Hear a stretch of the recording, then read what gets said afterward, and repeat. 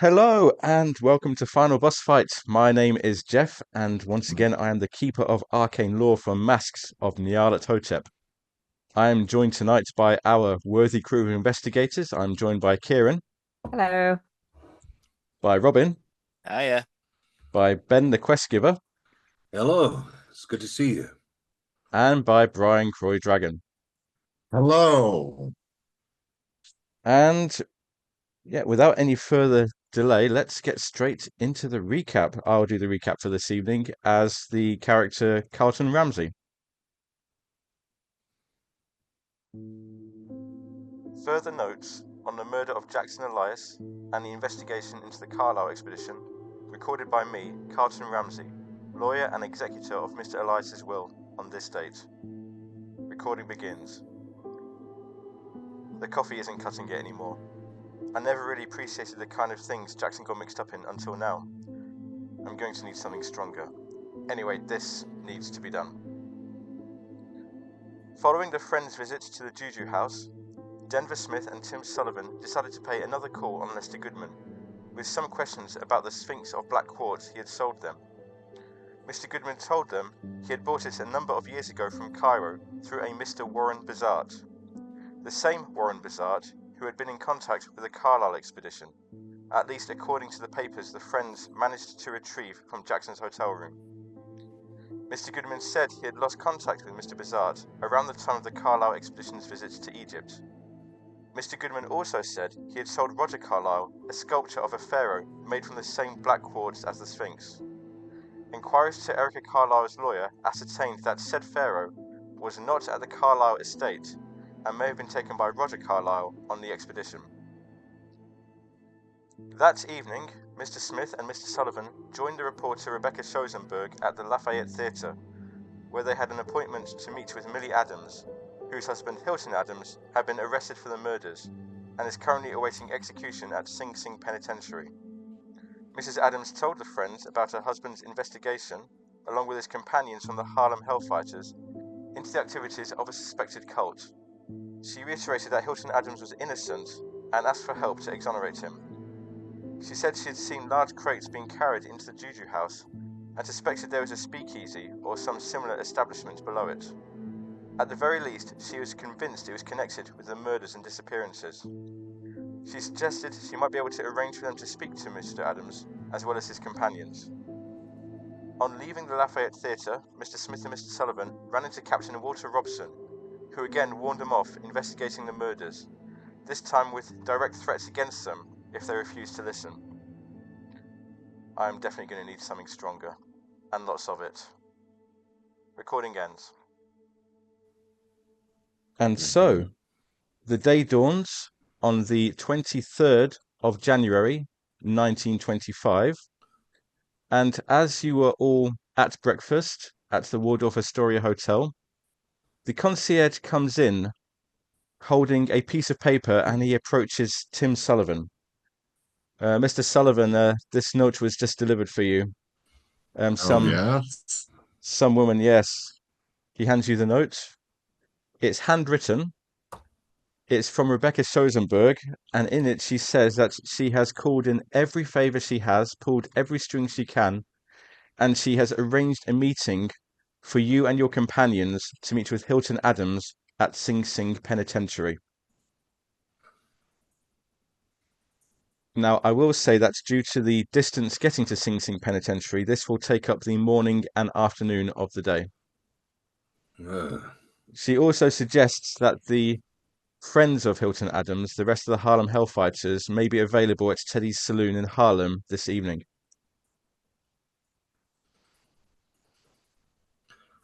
Will we be able to do both at the same? Thank you. You're welcome. A day planned out for us, don't we? Yeah. And he kind of like holds his hand out in the traditional fashion. Flint gives him a high five, or low five. She scuttles away very quickly. Hold on. Hey, there's a quickly. Here you go. Thank you very much for your help. Thank you very much, sir. Thank you very much, sir. Why'd you give him money? I'll give you a whack around the back of the head. That's what they hear. That's what they do. It's a custom. You go to other places, you have to learn the customs which go with it, all right?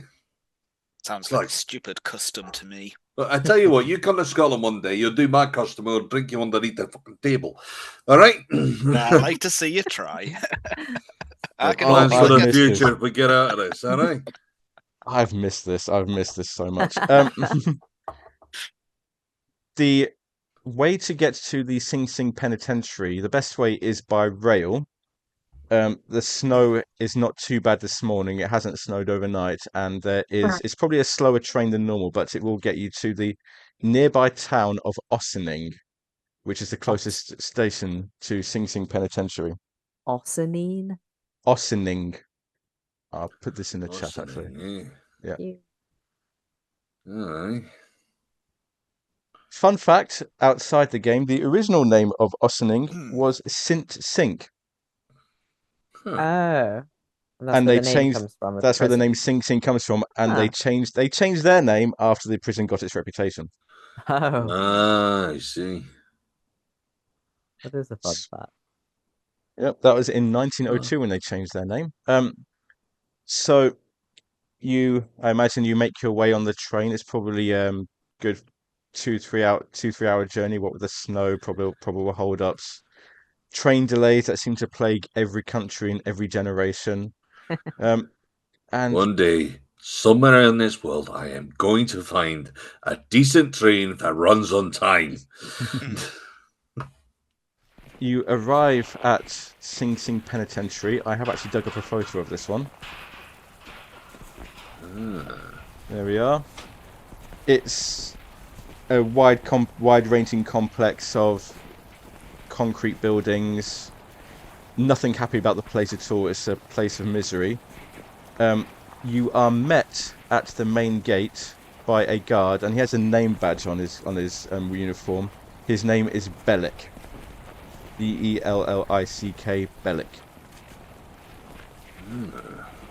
And he says, I guess you're the visitors we're expecting today. Please come this way. I'll take you to administration. He leads you through the gate, through the courtyards. You can kind of see prisoners exercising around you. He leads you to administration, where you are signed in. It's a lot of red tape, probably a few forms, signatures. Probably frisks you down for weapons. Any weapons you may be carrying go into a secure locker. More and more visibly agitated. Easy now. Greta and Matilda both are locked away securely. They assure you that Bellick assures you that your weapons will be secure until time for you to leave. They better be. And same condition or better. All right. I didn't hear that Tim's Ganahino Barbas was taken. Yep, that's gone as well. I couldn't remember the name of it. But any weapons you carry are taken and locked away securely. And Bellic leads you across the courtyard again to a rather nondescript grey building. And probably up to this point, you've probably heard like a bit of bird song, the odd chirps here and there, because it's probably about afternoons, maybe some bird song. But as you approach this particular building, there's like this atmosphere of misery and death, and as you get closer, you hear nothing, no bird song, nothing. Even the prisoners give it a wide berth. It's almost like this like area around it. And if you ask Bellic that, he says, "This we call this place Old Sparky's house." Ah. Oh, I see. Sparky? Yeah, Right. that's the chair. The end of the mile. Yep. That does not sound like it's comfortable. It doesn't. I mean, I believe if nothing else, it's actually meant to be so quick that you'd hardly ever realise, but... you know, everyone to their own preference. I've heard of one botched electrocution. Well, I've heard of a few, to be fair. I mean, it's not exactly an art. And you are getting prison guards doing it. No offence to you, buddy. Bellic just like stone-faced. He's like just like leading you, and he leads you to the entrance to this building. And at the door is a somewhat smallish, rather round man, wearing quite a nice suit, and he too has a name badge. He has his name. He introduced himself as George Brunton, and he says he is the sub-warden for this facility. Just calls it a facility. Aye. So you're here to see Mr. Adams, are you? Aye, that's correct. Well, We are. please follow. Please follow me. And he leads you into this building, and again, it's just like this atmosphere of death, misery, hopelessness, despair. Leads you through a row of cells. Maybe one or two are occupied, most are not. And you come to one particular cell, and inside the cell there is a man sitting on the edge of his bed with his head in his hands as if he's deep in thought. And as he approaches, Brunton calls out, "Hey, Adams, your visitors are here." Adams looks up at you. He tries to manage a bit of a smile, but doesn't. It's like the like sort of like a sad smile, false smile. He stands up and approaches the bars, and he says, "Well, I would shake your hand, but I don't think that would go down too well, would it, Mr. Brunton?" Brunton grunts a non-committal reply, and he says to you, "You have 30 minutes. That's all I can give you." And he backs off to give you some form of privacy, but not too far away. Hilton Adams looks at you. He says, "Well, Rebecca said you wanted to see me. Well, I guess, what do you want to know?"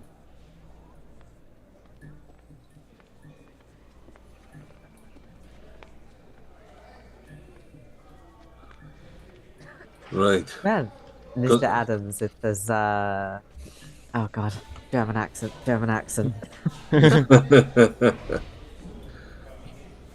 It's all right. Take how your is time. it? You'll get How it. is it that you are doing?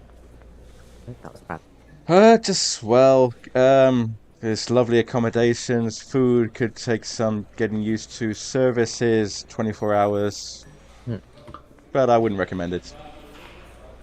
Very droll. My kind of guy.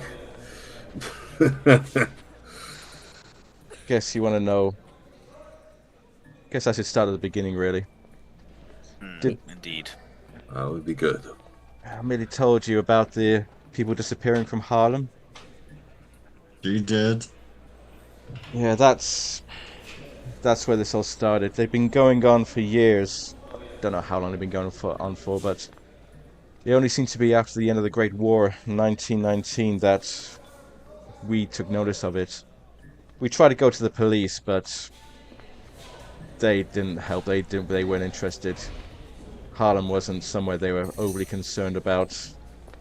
So it was up to us, me and my friends from the Harlem Hellfighters. After a couple of months, 2 or 3 months, we spotted there was a pattern.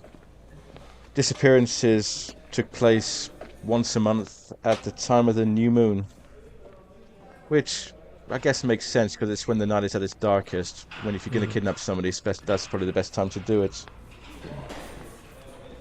But the murders, on the other hand, they were something different. They didn't seem to be on any kind of fixed schedule. They just seemed to happen in response, I don't know, some incident or some event. Maybe someone went to the cops and the next day their body was found. Grisly state though. Some symbol carved into their forehead, their tongues cut out. It was horrible.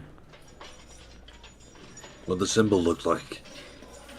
I wrote it down in my journal, but the police took it. It was some sort of circular symbol with like a star and some sort of design inside it, I guess. Yeah, I guess I'll like get out.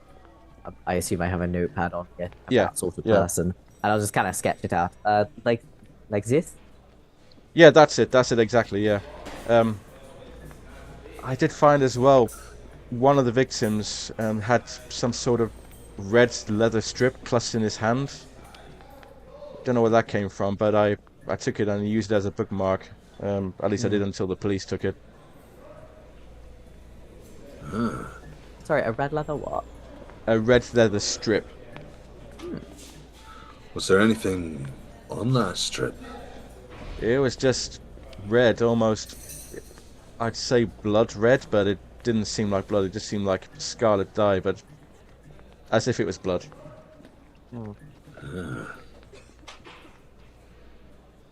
I think is there any sort of precedent for like a leather thong being used in like any kind of rituals or? Professor Metz, make me an... What would this be? This would be an intelligence roll. Make me an intelligence roll, please. I'm pretty you just need a regular success for this. I must end up thinking whether a bare success. That is 64 against 65. That will do. That will do. It's, in terms of game time, it's only been a week since Jackson Elias was murdered at the Hotel Chelsea.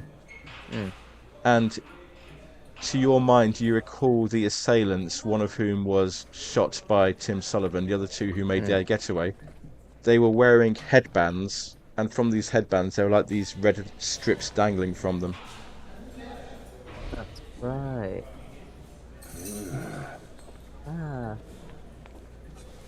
Gentlemen, do you remember... Oh, I'm going French again. Damn it. Metz is having a time. Yeah.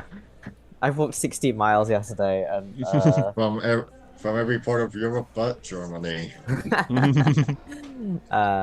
do you remember the assailants who attacked Mr. Elias? They had those headbands with the red strips. Perhaps seems like perhaps somebody fought back. Not successfully, but Seems likely. I will have to say that, Denver, you weren't there. I was going to say, why on earth have you... Why is this the first I've come to hear about this? There are assailants with red strippers on them. You leave out the important details too late to tell you. Red strips, not red strippers. Right. I should really start paying attention when it comes down to this. You know how it is. Hilton also says there was another pattern we discovered. These abductions, the murders, there was an area of Harlem where nothing happened. It was a 2-block radius west of West 137th Street. What happens to be in that area? The JuJu Lafayette House, Theatre. perhaps? Yeah, you've been to JuJu. You know the JuJu House. Run by Oh, we Celis know Plame. it. Yeah. There's something else. There's this doctor, Mordecai Lemming. He wrote in the press about abductions and the murders. He said his work was some African death cult. Well, my buddies didn't really hold much sway by it, but I had a hunch and I looked into it. I found something called the Cult of the Bloody Tongue in the New York Library. We've heard of them. Yeah. Right. Something Could about the strip on New their York Library. headbands be symbolic of the tongue? It could be. Most likely I they know that are. we've already. Sorry, I know we've already done some research on the Cult of the Bloody Tongue. Did we get those books out of the library? I feel like we did. So we've probably read the same book as him, right? Yeah. Yeah. Okay, that's good to know. And of course, the only place with links to that part of Africa, Kenya, is the JuJu House. And I don't mind telling you, I went to visit there. I went to visit that Naquani, and I don't mind telling you, he gave me the creeps. Something about his eyes just didn't sit right with me. You and me both. You and me both. I just have a bad feeling about him. And I hope he's not in league with that Lester Goodman. Who? I feel like they are. I don't know that. I don't know that name. White bloke like us. Smile like the devil, vacant look in his eyes. No. I'm not familiar with him, and it sounds like I don't want to be familiar with him. But I'll tell you what, though, I don't think Naquani is the one to be worried about. who do you think is? I didn't see much, but I saw this guy leave the JuJu House. He was fairly muscular, shaven-headed. He's in his late 30s, maybe even early 40s. I followed him up to a coffee shop on 139th Street. From the JuJu House. From the JuJu House, yeah. It's like everybody's like tried to keep out of his way. I asked around the neighborhood, but nobody seemed to know much about him. Some even told me to walk away, but I did get a name. His name was Mukunga Ndari.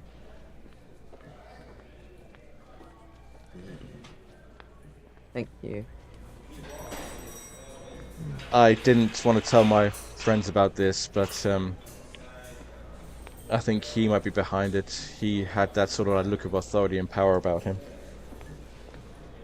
And who was this Madari visiting after that? After he was at the JuJu House, he said he went into a coffee shop. He went to a coffee shop. It may be, for all I know, that's where he's got his lodgings.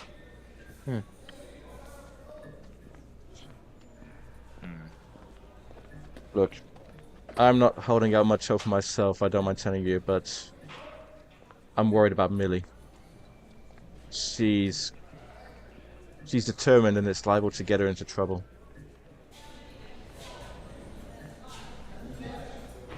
I'm sorry if there is not much you can do when a woman like that puts her mind to something. Oh, tell me about it. Tell me about it. She's been keeping her eye on the JuJu House. Apparently, once a month, a bunch of people have been going in during the early hours, and she's even seen crates entering the shop. Police have also been seen entering. Put his hands over his head. Oh, I wish she wouldn't. She shouldn't do that. She shouldn't get mixed up in this. Oh. Once a month. Is that at the new room? Yes, I do believe. Who would have a diary about the person? Oh, I think Metz definitely keeps. I don't have my notebook on me though. Okay, that's fine. Metz. We can say you have a diary about your person for the purpose of this. If you were to look in your diary, you would see that the next new moon Mm. is on the 24th of January 1923. And it's currently the 23rd. Third. Huh? Yeah, the next new moon is not too far away. I'm worried. I'm worried about Millie. I'm worried about my friends.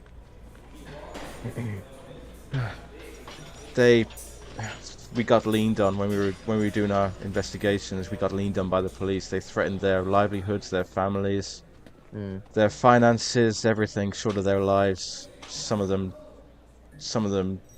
buckled under the pressure, and I can't blame them at all. Leaned on by the police. This sounds very familiar.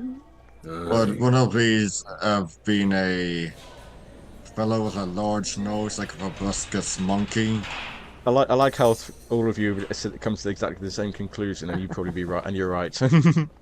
Yeah, that Captain Walter Robson. Robson, not Hudson. I was close. He's the one who got me in here. He found me over one of the victims' bodies, and he said that my knife had blood on it. I didn't even have my knife with me, but he framed me up. He framed me up for it.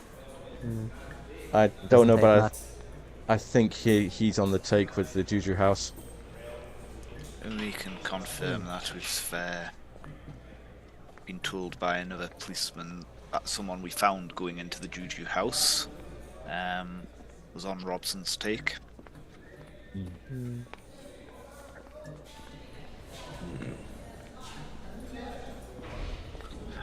All seems to be leading back to the JuJu House. No doubt we'll have a showdown there, like in one of those restaurant novels. Just watch yourselves, okay? I don't know exactly what's going on in there, but from what I saw, it's not a place you want to go into lightly, unprepared. You haven't had a chance to speak to my friends yet, have you? The rest of the Harlem Hellfighters? That's our Not next yet. stop. Good job for this evening. Tell the bartender that Millie sent you, and the bartender will show you where to go. Alright.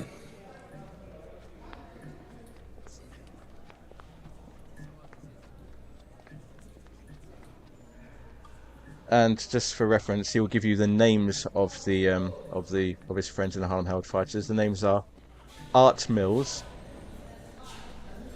Douglas Fells, Jackie Wallace, and Needham Johnson.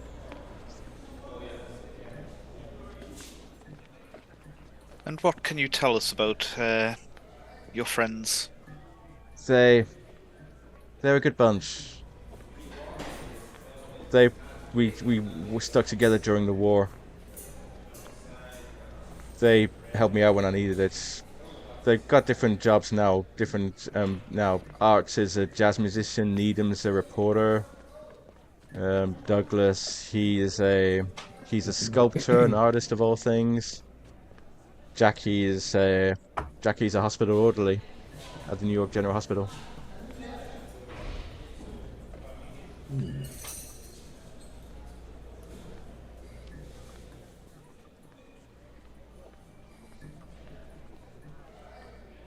If there's nothing else you'd like to say. Later. I do have one last question for you, Mr. Adams. The circumstances which found you here, you were found over the corpse of one of the victims. Who was that? Why were you there? Be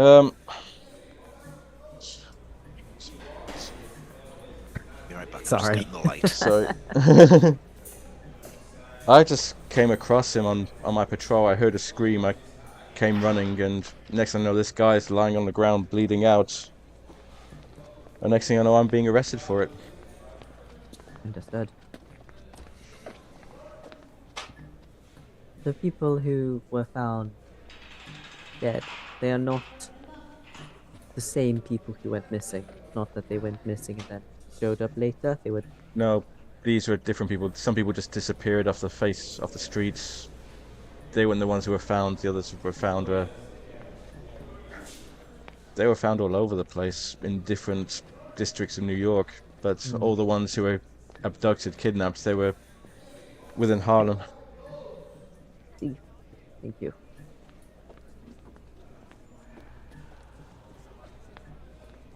At this point, Brunton will return and says, "That's your 30 minutes, gentlemen." All right. Right.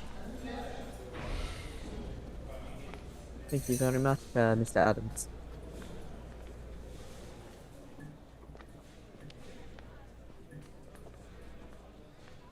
Thank you, Mr. Adams. Just remember what I said. I'm not as worried about what happens to me, but I'm worried about Millie.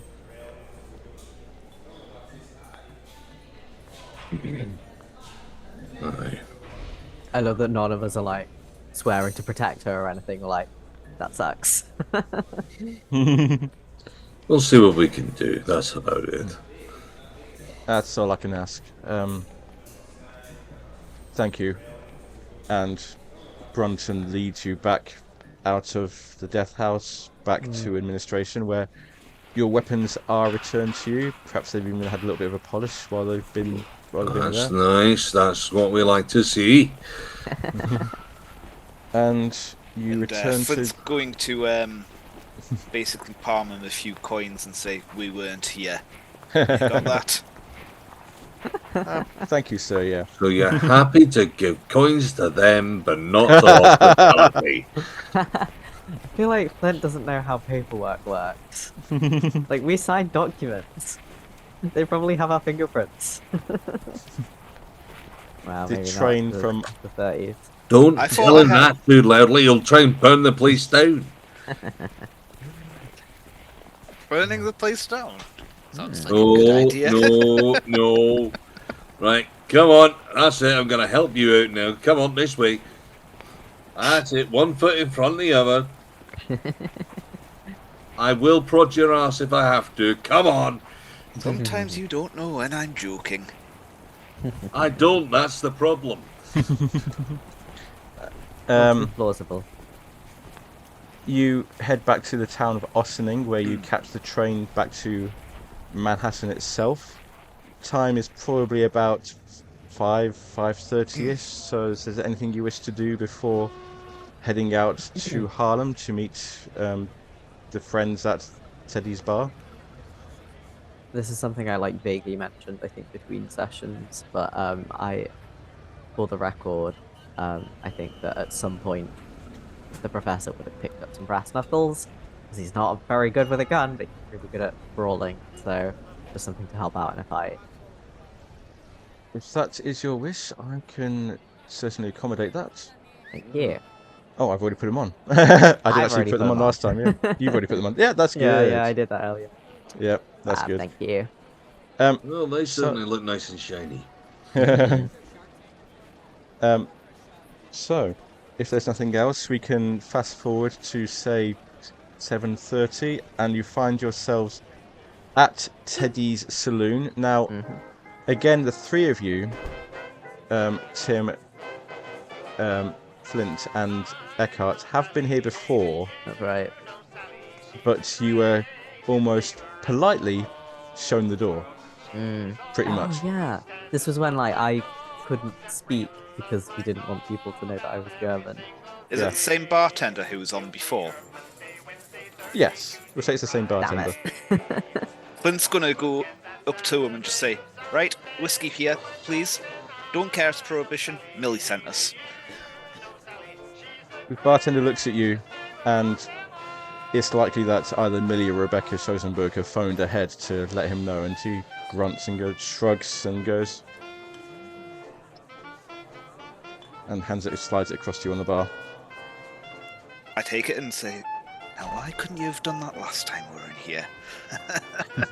He doesn't respond, but he looks at you all, and he jerks his head off to the side. You follow his gaze and you see in a table in a quiet corner a group of 4 men.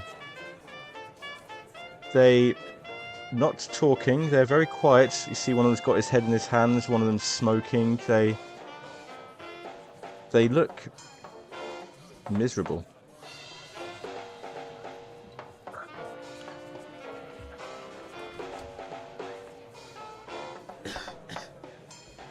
Tim just strides forward and says, "Good evening, gentlemen.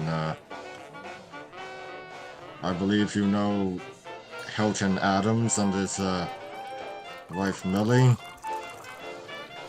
They look up at you, and one of them sighs. Guess you're the people Rebecca told us about, aren't you? We are. Could I have psychology rolls from people, please? If anybody thinks they're good at psychology. Thinks they're good. Well, you know, I've got a passing bit in it. Who knows? You know what? Just for the crack. Hood thinks he's good, but he's obviously going to be terrible. Psychology was that? Psychology, yeah. Yeah, that was a failure on my end. Denver gets it. I'll give it to Denver. I've had a little experience out in the field, apparently. I'm gonna spend 6 luck to make that a success. That's I don't absolutely think I've spent fine. luck in so long. That's absolutely Plot fine. twist. Just saying this Plot plot twist. twist. Yeah. Denver studied under Sigmund Freud. So what has this got to do with your penis? I mean, your mother. Well, Denver and we'll say Eckhart Metz, Professor Metz, you look at these men. It's not just sadness that you see on their faces, it's guilt. Alright. I'll let you draw up a chair and all that side of things. I'll just place myself right close, leaning right in. Alright, lads. I know that look. I've seen that look on so many a soldier in the past. I've seen that dread, that sorrow, that guilt hiding behind your eyes. Look, if this has something to do with all this, you gotta let us know. Let it off your chest. It's gonna be the only way to help you forward. I can see you're trying. You want to hold it back, but you know it's gonna come out. So let it come out for some good, eh? Let's put an end to all of this. What's going on? Since you rolled a success in the psychology, I won't make you roll again. Thank you. They look at each other for a moment, look at you not saying anything. Then one of them sighs, puts his hands down. I guess you know about Hilton then. We do. Shouldn't have let him go out alone. I told you at the time we shouldn't have let him go out on his own. And one of the others says, yeah, but he wasn't going to stay down. We gave up. Let's face it, we gave up. Yeah, but we should have been better. We should have stopped Hilton. We should have been. One of us should have been with him at least. Look, I guess he told you what happened, didn't he? Aye. You found that body. Aye. He was so driven to try and find out what was going on, to put an end to the kidnappings, to the murders. He actually managed to find someone who was being attacked, and he drove them off, but Then he got managed the blame. not then. He managed to get some red strip of cloth from something they were wearing.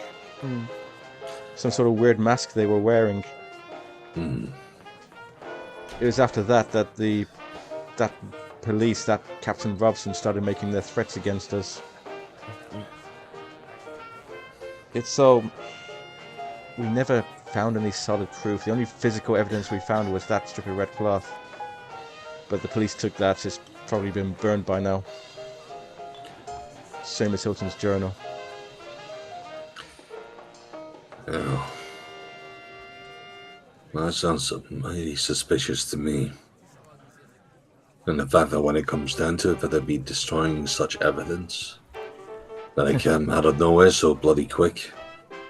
Heck, the fact that they've been hounding us and all. Look, there's not much we could do for the Seeker Hilton. And I think even he understands that from when we've gone to see him. But we need whatever you have. It might seem insignificant to you. It might seem like it has no point to you. But it's amazing how significant these things can be. It's another one pipes up. I haven't put the names on these people, but I don't think it's quite necessary at this point. Third one, we'll say Needham. Needham pipes up and says, "No one's going to believe us. No one's going to take our word over the police. We thought about going to the newspapers. We thought about going to the press, but no one's going to believe us." It's true. We need to find something that is incontrovertible. Find evidence, proof. Word is not good enough. But that's what we're here to do. And sort the word. We're here to try and set things right. Open up as much as possible and get the best results that we can. I couldn't give a toss whether the papers believe you or not. Who cares? We are asking because we believe. We've already seen some funny things that no one would believe. And trust me, if nothing else, we're going to hear you out for whatever you got to say. And we're going to take it with sincerity. Because this is goddamn serious. Who gives a toss whether they're going to believe you? Tell me. Tell us. Without repeating everything that's already been said, the story they tell you matches more or less identically with what Hilton Adams told you. They had their own suspicions about the JuJu House, but what with the police pressure on them, they decided to leave well enough alone, and they actually advised Hilton and to do the same, and also Millie, because they tell that Millie approached us for help as well, but we couldn't help her husband. We told her to stay clear of it. Alright.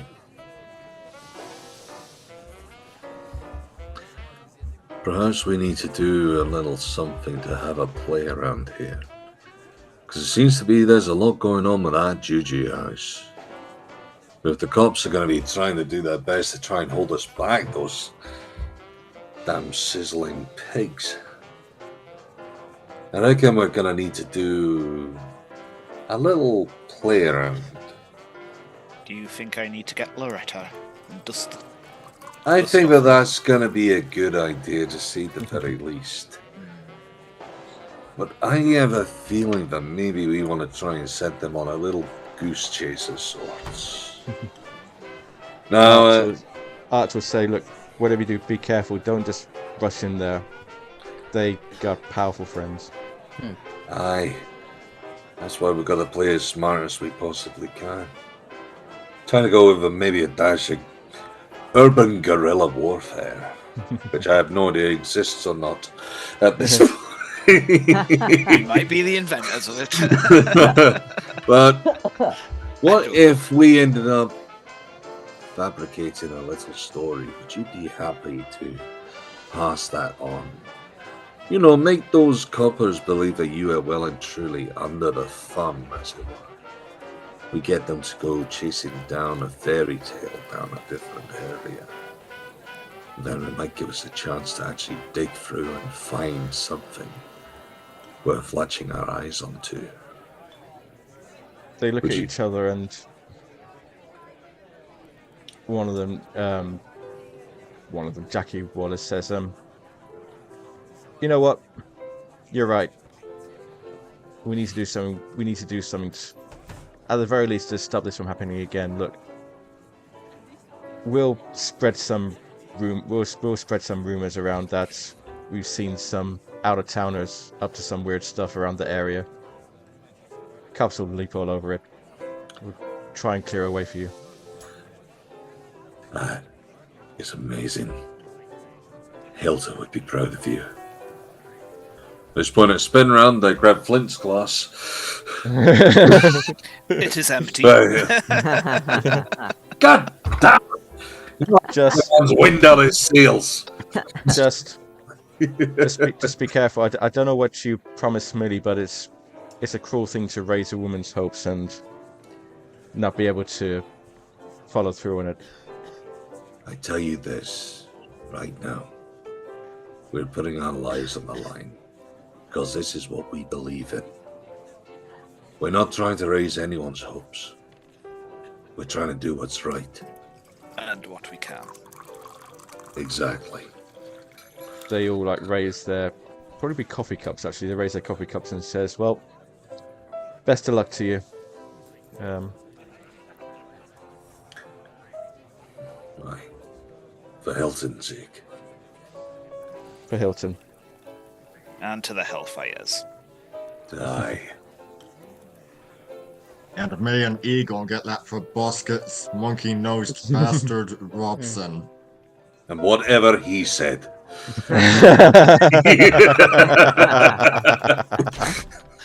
I love it. And afterwards, Tim just takes a moment to do a small drawing of a proboscis monkey, obviously with Robson's facial features being carried off by an eagle. I love that. That causes a few chuckles, but subdued chuckles. They're still feeling somewhat distraught. So, if there is nothing else here, you retire to the hotel without incident this time. There's no visit from the bully boys in blue, as it says in the book here. Yes. I think on the way out, as we're waiting for a cab or something, I think Matt will kind of sidle over to Denver.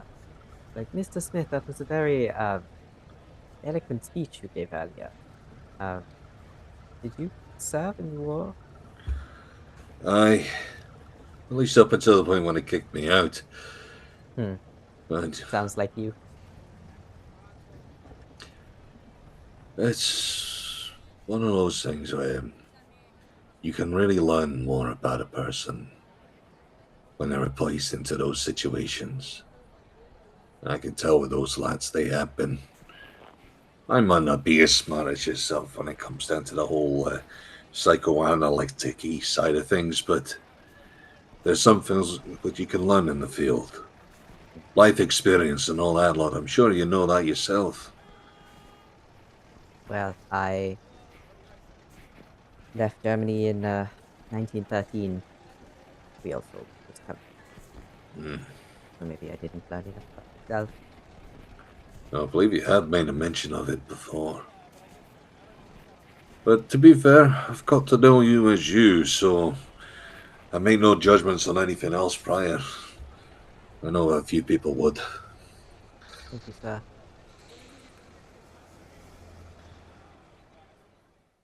The night passes uneventfully. I imagine probably Flint and Denver may be keeping watch again on the streets to see if anybody's... Aye. No one stands out at you. It's a fairly subdued night. Not many people at all, to be honest. The morning of the 24th dawns, and once again you are sitting down to breakfast with your coffee. And once again the concierge enters, but this time he's sounding out of breath as if he's in a hurry. And he says, Mr. Smith, Mr. Sullivan, there's a phone call for you. A woman on the phone. She seems distraught. She seems upset. She said it's urgent. Right, got us away. You're pretty much chucking down this stuff and off we go. Flint's just stuffing the remains of his breakfast in his pocket. For God's sake, it's on the phone. You can carry on eating, Flint. We're dealing with this. We might get need to- to leave in a hurry. Running out with You toast get and to- stuff. Tim is. I feel like Tim's been the one using the phone a lot, so he'll be the one to. No, I grant Yeah. you. I think that you'd probably be the best one for Sullivan's it. our phone man, yes. We're going to say that everybody can. You'd obviously relay this information anyway, so everybody would know about Yeah. it. So you'd get the phone. Hello, is that Mr. Smith? Is that or Mr. Sullivan? It's Tim Sullivan, Miss Schoenberg. Yes. Listen, has Millie contacted you at all? Yesterday or this morning?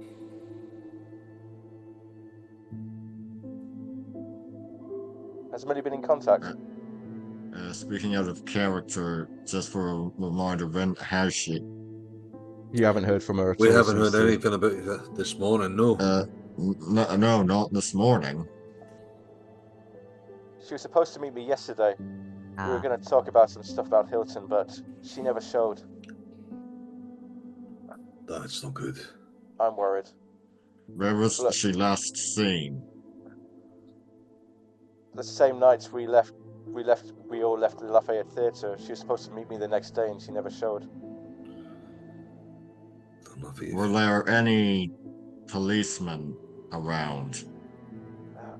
There was those ones who I saw you encountered some on your way back, but apart from that, as far as I know, I think she got back to her apartment safely, but after that, look, I'm gonna make some calls. I'm gonna see if, go around all her usual places, all her usual friends, but if I don't find anything, I can't believe I'm gonna say this. I'm heading to the JuJu House tonight. Hold your horses, hold your horses. We're going to go and take a look at that ourselves. There's no sense getting yourself into trouble. Look, I know what I'm doing. I'm a reporter. I've been poking my nose into places for a long time now. I ain't trying to say that you're not. I'm not trying to say that you're not going to be ready for this or anything like that.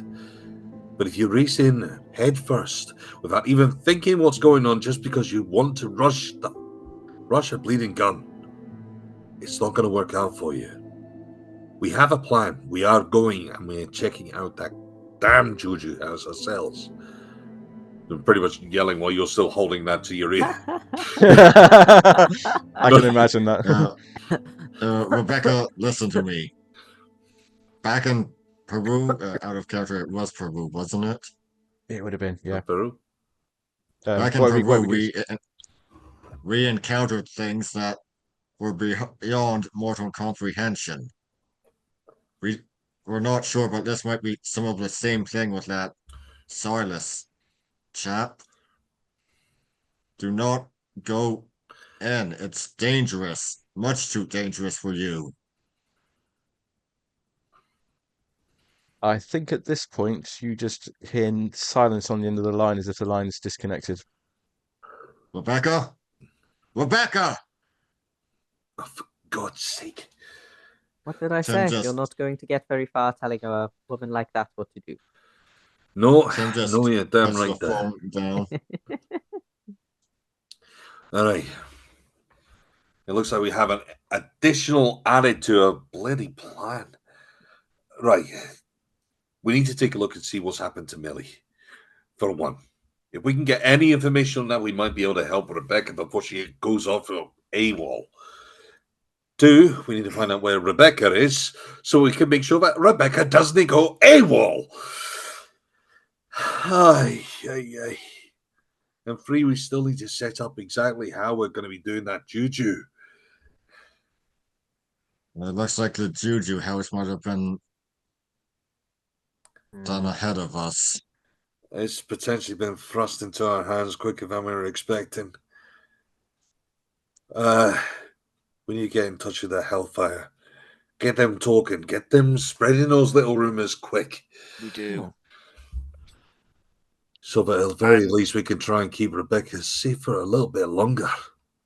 I'm reluctant to carry Loretta around town, what with it being such a big package, but... Does it dismantle at all? I mean, at least you might be able to Yeah, slip it down your smiling, trousers. but I was it's, going to say, Jeff, would it dismantle? I think so. Yeah. I think so. Like for ease of cleaning or Mhm. I was going to maintenance. say Yeah. most weapons sort of dismantle down at least a part. In Mhm. which case, you might be able to stuff it down your trousers a bit. I mean, try not to walk too odd, but you should be all right. Yeah, that's what I'm going to do then. Okay. Right. And just so you Tim. have have your deadline, Rebecca is planning to go to the JuJu House this evening at 8 o'clock. So Mm. that's I was Okay. going to see when it comes down to it. Right. First things first. Millie has gone missing last night. Should at least go and take a quick look and see where we can see any signs. I mean, I feel like we know where she's going to be, don't we? I have a feeling as well. But the other side of things is The if we JuJu House? Where? Yes. right. Hell, I don't like this. Charging in quicker than I was expecting is not the way I wanted to do this. I It mean, does not necessarily mean that she is being held there currently. No. Perhaps want to investigate this. What is his name? Mukunga Dari. I'm not wearing my glasses. It's morning. Matt doesn't wear his glasses in the morning. He's squinting at his own notebook. Perhaps we want to go and have a look at this Mukunga Mdari in the morning, in case he possibly has information about where she is, and therefore we possibly could enter the JuJu house without a hostage situation. And the if only we thing can, is, it's a big city, and searching for one person is going to be like searching for a Well, needle in a haystack. we know at least one of his haunts. There is a coffee shop that he possibly lives above, or right. Sounds to me that at the Yeah. moment we're going to be doing a little bit of subtle investigation, trying our best to blend in, trying to keep ourselves out of suspicious eyes and all that side of things. I think we're not very good at that. we might not be, but we can at least try. I mean, hell, there's at least some point that, for example, yourself and Tim, you at least will suit a sort of coffee house situation. You can fit in there. As for me and Flint, well, Should we go? I reckon we need to take a look at, not for the sake of going in, but I have an eye around that JuJu house in case Rebecca does anything stupid too quick. My other thought is, I know the bar is shut, but do we have any contact for the Hellfighters apart from being at the bar? Well, this is the thing. I think we've got a dash of time. It might be up to us to try and get in touch with them quick. Mm-hmm.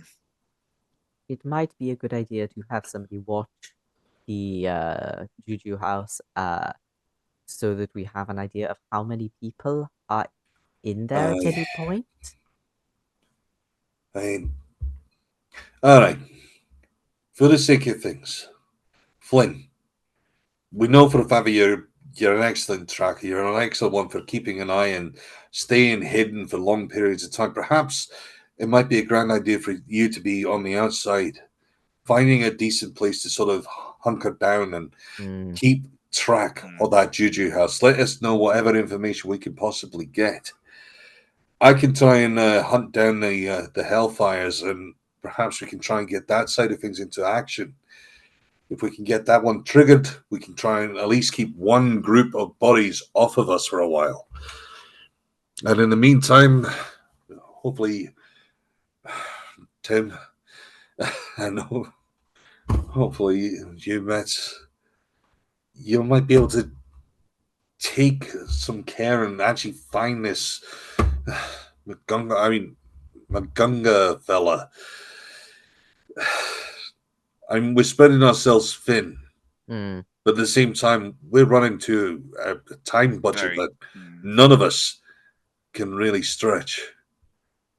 So, do we all feel confident in what we can do? Yes. And is there anything that I've missed? I'm not going to be so bullheaded as to think that I've got this plan perfect. I'm just thinking, I'm happy to camp outside the JuJu house, but I'm not especially confident in, if there's certainly a lot of them, tackling it alone. No. We don't want you to charge in. That's the last. Mm-hmm. The fact of the matter is, if there's a lot of them, the last thing we need is for you to go charging in. We need you on observation. Think of it as like stalking animals and such forth. Indeed. You don't go charging into You the don't, zoo. no. You wait until the right and opportune time. And in Okay. the evening, once we have a little more information, perhaps then So charge. Okay, this sounds Rebecca's like a good going plan. at 8 o'clock. She's planning to What- be there at the JuJu House at 8 o'clock, yes. Should we Alright. aim to meet up about, I don't know, 5? Give it plenty time. Yeah, that sounds good. That case sounds they like a arrive very good early. idea. Mm. Aye. Mhm. Ooh, exciting. Okay, so let's see. I'll start with Flint then. As you make your way to the JuJu House, you know how not to be seen. Yeah. You're treating it like this is tracking an animal, tracking your prey through Yes. the wilds of Peru. Keeping an eye, because I do feel that I could very well be prey myself to the police. So you reach the familiar alley leading to the JuJu House, and I don't know if I've described this before, but there's like a courtyard with crowded tenements around it. Mhm. There's the door to the JuJu House, but next to the JuJu House, you've probably seen in your previous visits, is an abandoned shop, an empty shop, Mhm. which looks like it might be a good place to set up a base. Yep. I'll go and set up camp out there. Up in the rafters there, probably. Are we going to say that you're going to stay there for the entire time until the time is I ready would for you to say meet? so, just keeping an eye open. Anything suspicious. From what you can see, there's nothing. I say nothing suspicious. Nothing more suspicious than what you've already seen. There's like the odd person going in and out. You see the odd police car draw up at the front of the alley, and the odd policeman go in and out, which you know is the case because they're on the take. There's no like great numbers of people going in there. It just seems like a fairly quiet business day. To all intents and purposes, you wouldn't think there's anything amiss if you didn't know. Are people coming out? Yeah. Some with Not like saying bags. people coming out that are going in. Yeah, some like one person comes Maybe out I'm with taking like a large notes. carving of an elephant. One person comes in with maybe a giraffe or something to sell to the shop. Maybe. Just A took live those, giraffe. Wow. Yes, a live giraffe. That's an impressive one. Yeah, those people at Emerson Imports will do anything. Seriously. Aye. Maybe even see an Emerson Imports truck like come across and like a couple of workmen carrying a couple of small crates into the shop with let's see. Go to Denver next. Aye. You're thinking where to start looking for these 4 friends of Hilton Adams, the Harlem Hellfighters. And then you remember that Hilton said that one of them was a hospital orderly at the New York General Hospital. Aye, grand. I'm going to head over there. Once again, trying to be as subtle as possible. And you remember this one was named Jackie Wallace. Right. It probably takes you about an hour or so to get to the hospital. You head into reception. Maybe you ask for Jackie Wallace. They seem a bit dismissive. Why are you waiting to speak to a hospital orderly? But you do see him like on his rounds, mopping up a floor nearby. And he looks up at you, and he eyes kind of widen in recognition, but he doesn't make it obvious that he knows you. I'm going to, at the same point, once again, trying not to make it look like I'm trying to make distinct points. Making like little hand signals, subtly trying to get over to an area. Mm-hmm. Ideally, you want to sort of put aside where they wouldn't expect a random person to end up walking. And so I'm not walking right into the hospital or anything like that. He has been in the army. He recognizes your hand signal. It's probably not exact hand signal because you would probably be in the British Army rather than the American Aye. Army, but he knows. Close enough. He knows. He knows it when he sees it. So he like gestures towards a nearby broom cupboard. Aye. Make our way over and once again making sure the area's clear as it's going to be. You know, once you're in the broom cupboard, he shuts the door. He says, "What is it? What's happened?" Look, it's Rebecca. We weren't expecting this side of things. We got a phone call. It seems like Millie's gone missing. What? And, easy now. We've got plans. We have an idea of exactly where and how she's going to be going. It seems that everyone here all ends up at that JuJu. And Rebecca definitely seems to be on the same idea. The only problem is that Rebecca is on the path already, making our plans to go in there tonight. Now we know we've made our plans, but we need to rush them now. We need you to start getting these rumors going. We need you to do what you can so that we can do what we can to help Rebecca, to help Millie, and to see this through. I'll do what I can. Let's see. That's all we ask. That is all we ask. You can see, like, thinking in his head where the others are because he knows where they would all be. Okay, I can get to them. I'll get to them as soon as I can. We'll start planting. We'll start spreading some rumors. Oh, I knew this would happen. Oh, that girl is so headstrong. Rebecca as well. With Sosenberg as well. Same time, I still say it's an admirable trait, but just not in this moment. Thank you. I'll make some excuse to get on this straight away, but thank you. You're going there, aren't you? To the JuJu House. I am. We've got to try and make sure that when it comes down to it, we do what we can to save everyone, to do our best. And hopefully we can do this before Rebecca does something stupid. Make sure you watch yourselves in there. I don't know what's in there, but whatever it is, it's worth killing dozens of people over. You're right there. In the meantime, you watch over yourself as well. You and the rest of them. Because when we're gone, you're the ones who's going to have to look after this place. You know that, don't you? I do, yeah. And I have faith that you are going to be amazing at it. I believe in you. I'm glad someone does. You better go. Aye. You better go. Good luck. And to you. After checking that the coast is clear enough, make my way. Once again, any tactics which I've had before seem unassuming and off I go, and I am going to head my way back over to the JuJu and try and figure out where Flint is. If Flint's going to give a little clue when I turn up. I was going to say, Flint, I don't know, have like a little mirror or something and he shines in your eye. Start kicking people. You bastard! Flint's such a nuisance. I love him. Tim and Eckhart, what are you going to be doing? I think we're heading over to that coffee shop on. It was like 111th Avenue or something. 139th Street and 6th Avenue. Yes.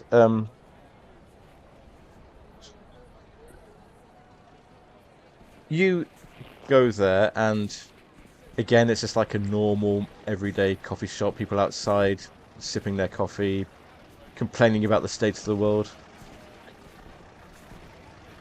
You go in, and one of the waitresses says, one moment, do you want a table?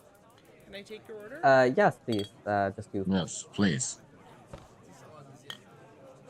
Okay, I'll be right with you. And she points you to a table in the window. Yeah, go sit down. After a few moments, the same waitress comes over with a notebook. Yeah, what can I get for you? Just some Flat white. some tea, please. Okay, anything to eat? Okay. No, we're good, thank you. Okay, and she turns away and heads off to get that for you. You do see some like stares from a couple of people around you. Obviously, you're new in this part of town, and your accents betray the fact that you are not from round here. As a popular silent movie series would say, "You're not local, are you?" League of Gentlemen. I was wondering if that was what it was. The local shop. This is for a local people. local shop for local people. It's a I'm local gonna- coffee shop. I'm gonna hop outside for a sec, like save my seat, and go and just kind of like look, kind of at the building, like on the top. You know, I assume it's like more stories than just this coffee shop. Yeah, there's probably The about 2 or 3 top- stories. Yeah. Yeah, like looking at the higher up floors, does it look like it's like office or storage, or does it look like it's residential? So like, what am I seeing stacked in the windows? Yeah, residential. You see Yeah, curtains, various things. You see like various like knickknacks in the windows. Yeah, okay. Oh, is this the time of year on rough scale where you would have the babies in cages? Yeah. I just love that as an image. Just start looking up. Yes, laundry, baby. And I was like, what? Probably do see some like laundry lines outside as well. Oh. I just Nibbler set. 1920s baby cage. This is kind of cool. It's like patio, but for your baby. It was an interesting design, the whole concept of making sure that your baby can have fresh air. And at the same time, you're putting them out the window of a skyscraper. Not quite that high. Okay, we're looking at some laundry and some babies then. Yeah, that all sounds fine. Okay, so we know that this is residential, probably in one of the upper floors. Looking to the left and the right, I assume there's like a door somewhere, which we can assume would lead up. Yeah, could say that quite easily. Yeah. Do I have anything in lockpick? Does Tim have anything in lockpick? Poor old Tim, he's still sitting at the table. No, I don't. Okay, Tim, I'll have while back this in. is, well, yeah, I was just about to say, at this point, the waitress comes back over with your drinks and he goes, "One for you." Oh, you're there. Oh, just popped out for a cigarette, did you? Haha. You can smoke inside here, you know. We're quite relaxed about that sort of thing. Oh, no, yeah, thank you. I believe that smoking reduces lung capacity. Really? The doctors say No it's good for you. evidence for that. Yeah, the doctors say it's good for you. Yeah. Doctor Who, Frankenstein? Many great perspectives. Yeah, when the waiter wanders off, I'll sort of chat Sullivan. So, I believe the door to access the residential flat above is just to the right of the coffee shop. I don't know anything about getting to places like that. I wouldn't know anything either. I've spent most of my life an armchair archaeologist. Oh, was there a fire escape? Yes, there would be a fire escape. Of course, there's a fire escape. They love fire escapes. How else is the fire going to get out?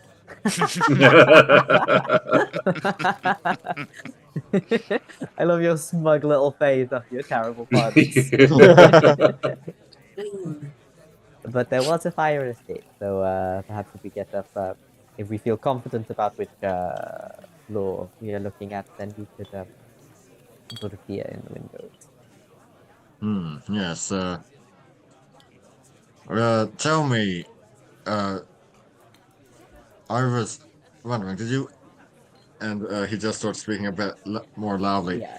Did you ever hear about a fellow named Makunga Madari? No, I don't believe so.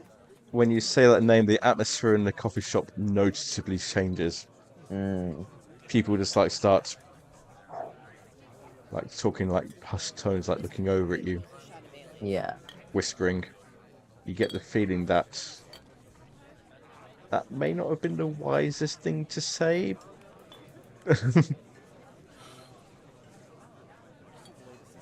So put a bit of a cat among the pigeons. Yes, indeed. I hear this fellow in his late 30s, older than an egg, and talking to that Silas person who runs the JuJu House. I don't think you're actually meant to call it that. One of the other patrons, a rather heavy-set man, comes across and says, I think you two better leave. We don't want no trouble around here. Oh, you're not trying to cause any trouble. Why don't you start by telling us what you know about Makunga Midori? I don't know anything. I don't know anything about him.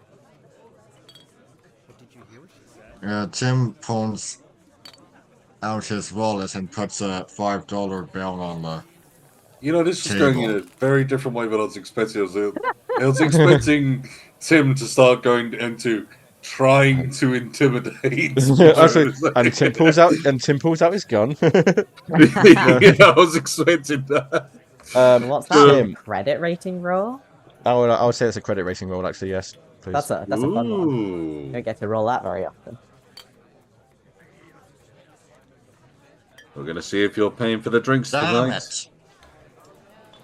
Even the offer of $5, which is quite a large amount of money in those days, is not enough to shake this man from whatever fear he is in. I think Matt's will just put it say. Apologies, sir. Just to refresh ourselves, we definitely shouldn't go on to the third floor.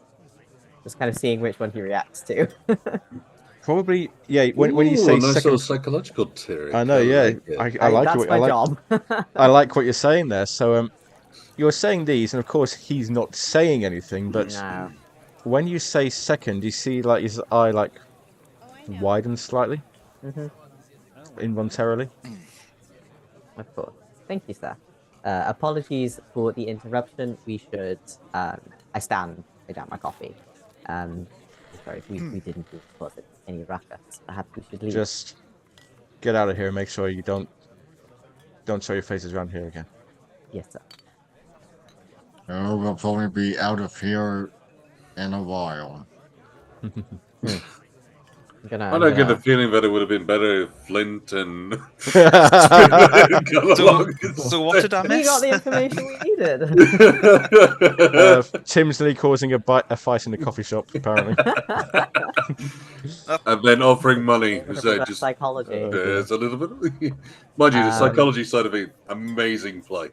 Thank you. That was great. I love that. So yeah, I think Nets is gonna try and sort of hustle Sullivan out because we don't want to cause any more draw any more attention to ourselves. Okay. I think I know what you're going to do next, but you just want to say what you're going to do next? I want to start walking up the fire escape. Okay. You both walk up the fire escape to the second floor. The door is in front of you.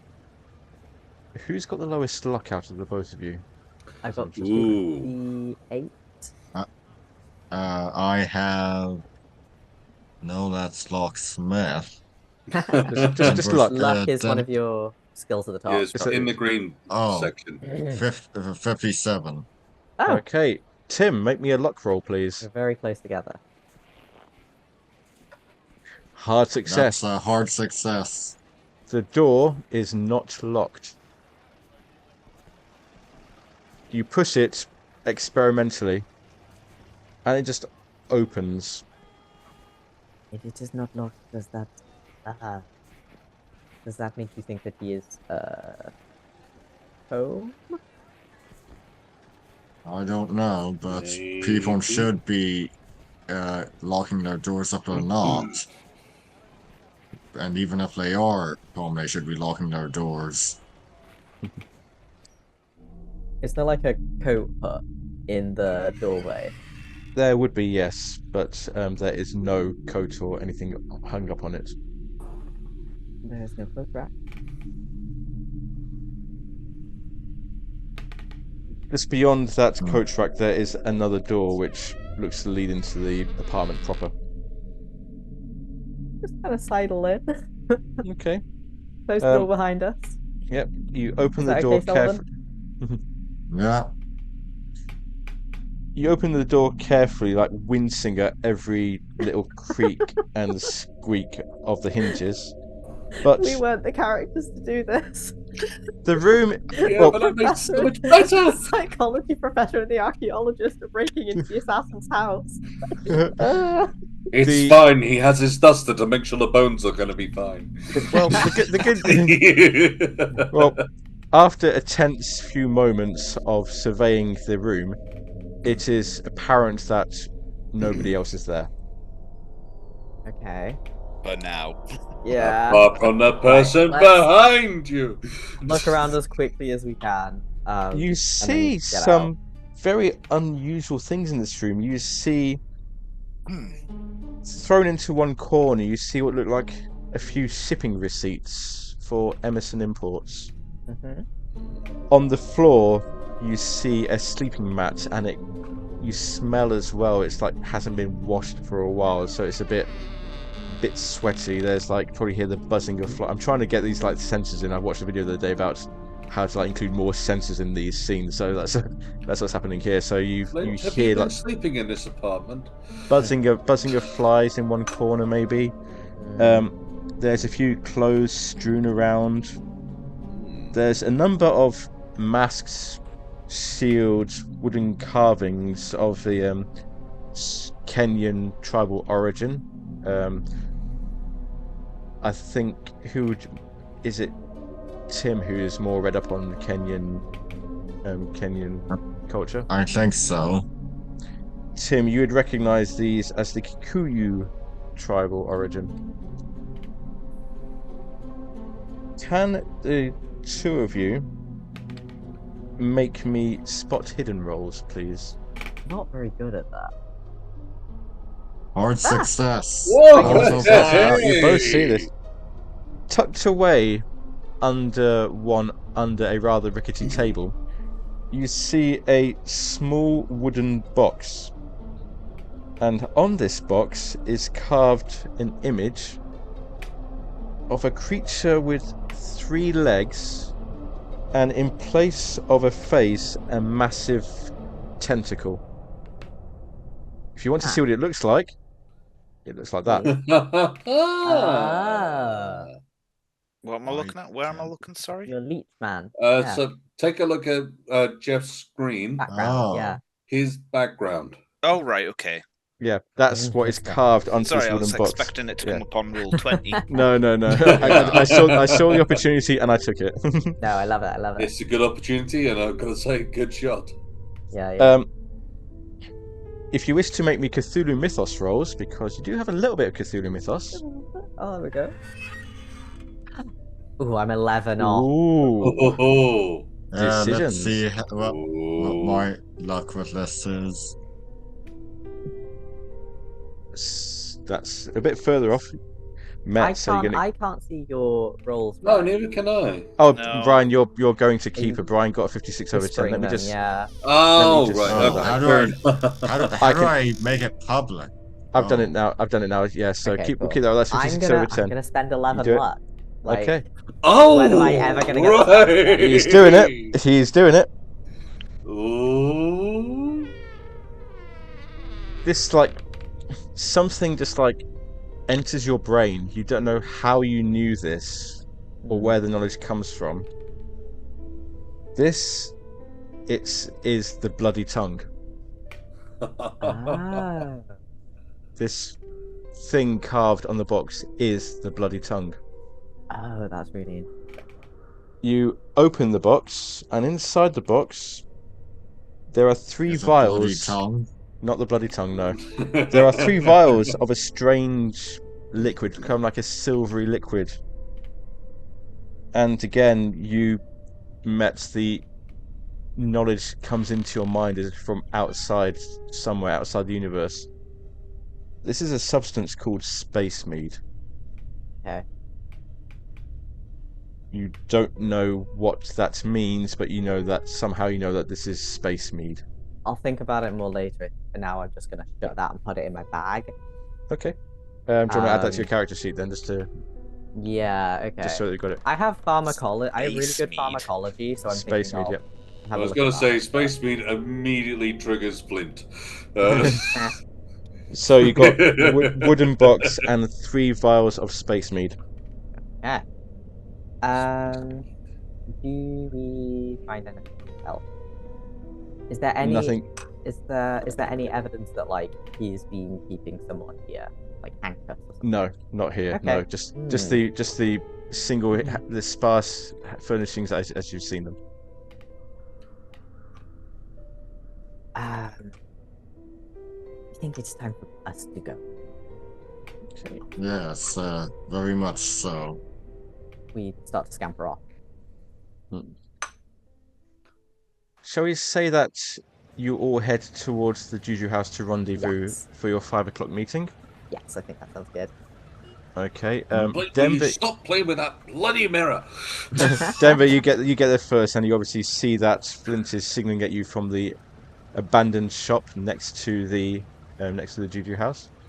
I was going to say it was more just to get the attention rather than aggravate. It doesn't take much. I hate to admit that I got a bit of a short temper. A few moments. Scotsman. It just makes me remember what it looks like when a sniper gets at you. Stereotypical Scotsman. Shortly afterwards, Professor Metz and Tim Sullivan also arrive and are probably signalled in a similar fashion. The time is probably 5:30 at this point, and you all rendezvous in this shop. Right. Sorry, we are late. But we went into Mukunga Mdari's home. It was not in the best condition, but we found this, and he will pull out the wooden box. Wait, hang on. You took that from his place. It's got things in it that I want to have a proper look at, and he stick around in case he came home. I can understand that. I can absolutely understand that. I get where you're coming from. The thing which I want to put to your mind right now, the little tiny detail is that, did you not think that he would notice that's gone? I mean, where is he going to find her? I have no idea, but we have no idea on the extent of this situation. And how much we're being watched. Exactly. We are trying to pretend that we know what we're doing and that we have a major foothold here, but if that is of any significance, and what the hell am I even looking at to try and figure that out? It's the bloody tongue. This is what the entire cult is built around. Having said that, Metz, I would have taken it too. Thank you. That's the bloody tongue. When did you find that out? I must have read it in one of the. I must have read it in one of the books that I I suppose when it comes down to it, there was some complicated reading there, I must admit. Yeah, maybe. Especially with those 4 books that we end up holding on to. Exactly. Mention of those books makes Flint shudder. And inside it, there are 3 vials of tea, and he pulls one out. The space mead. I'm not sure what it is, but I want to have a look at it. Do you mind if I take a look? I was going to say, I don't suggest we ingest this at the minute if we're needing to be on the top of our game. I'm not thinking of it of digesting. I'm trying to take a look at it and potentially a smell to try and... Can I make a pharmacology roll? You may. Just give me a couple of moments to look up some of the mind, but you may. I was going to say, when it comes down to, I'm not going to have anything which is going to help me with that. Yeah, but curiosity would definitely take the toll. I have 2 sciences. I have theology and pharmacology. I haven't got to use pharmacology yet, so. Fair enough. Hard success. Hey! I just need to find the what are its actual chemical properties? entry for it. Bear with me one moment, please. Its chemistry is space. To pass. Those were some important roles to pass, I think. I'd say that's a very important one to pass. It's an important one to know. If I had failed that role, I would have pushed my drink. Let's be honest. Oh no, it's B, isn't it? It's not under S. It's under B. I'm frantically flicking through the Grand Grimoire of Cthulhu Mythos and Magic to try and get the description of this because I can't offhand find it in the book. No, that's totally fine. That's fair enough. That's fair enough.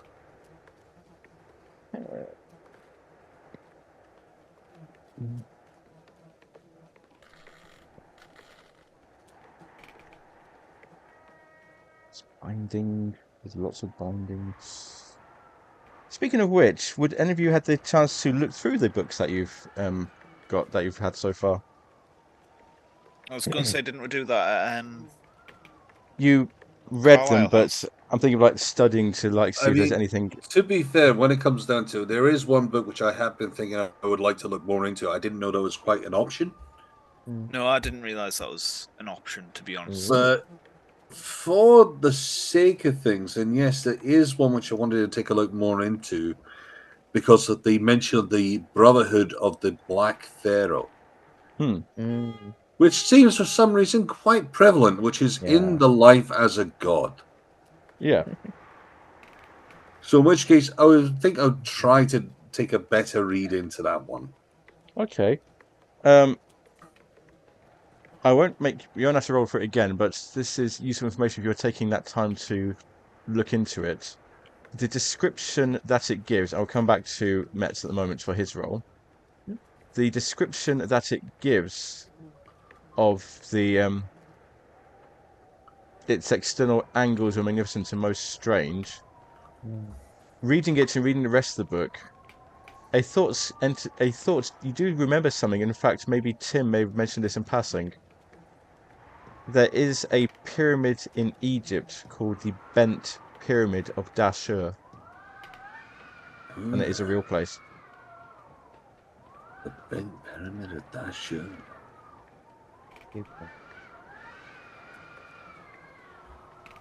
I would feel like that would have some significance.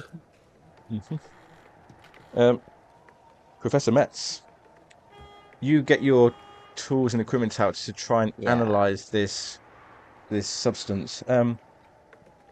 You recognize some ingredients: sulfur, mercury, probably human blood.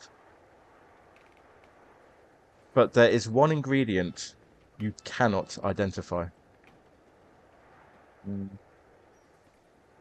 You don't know what this is. It's black. It's sticky. It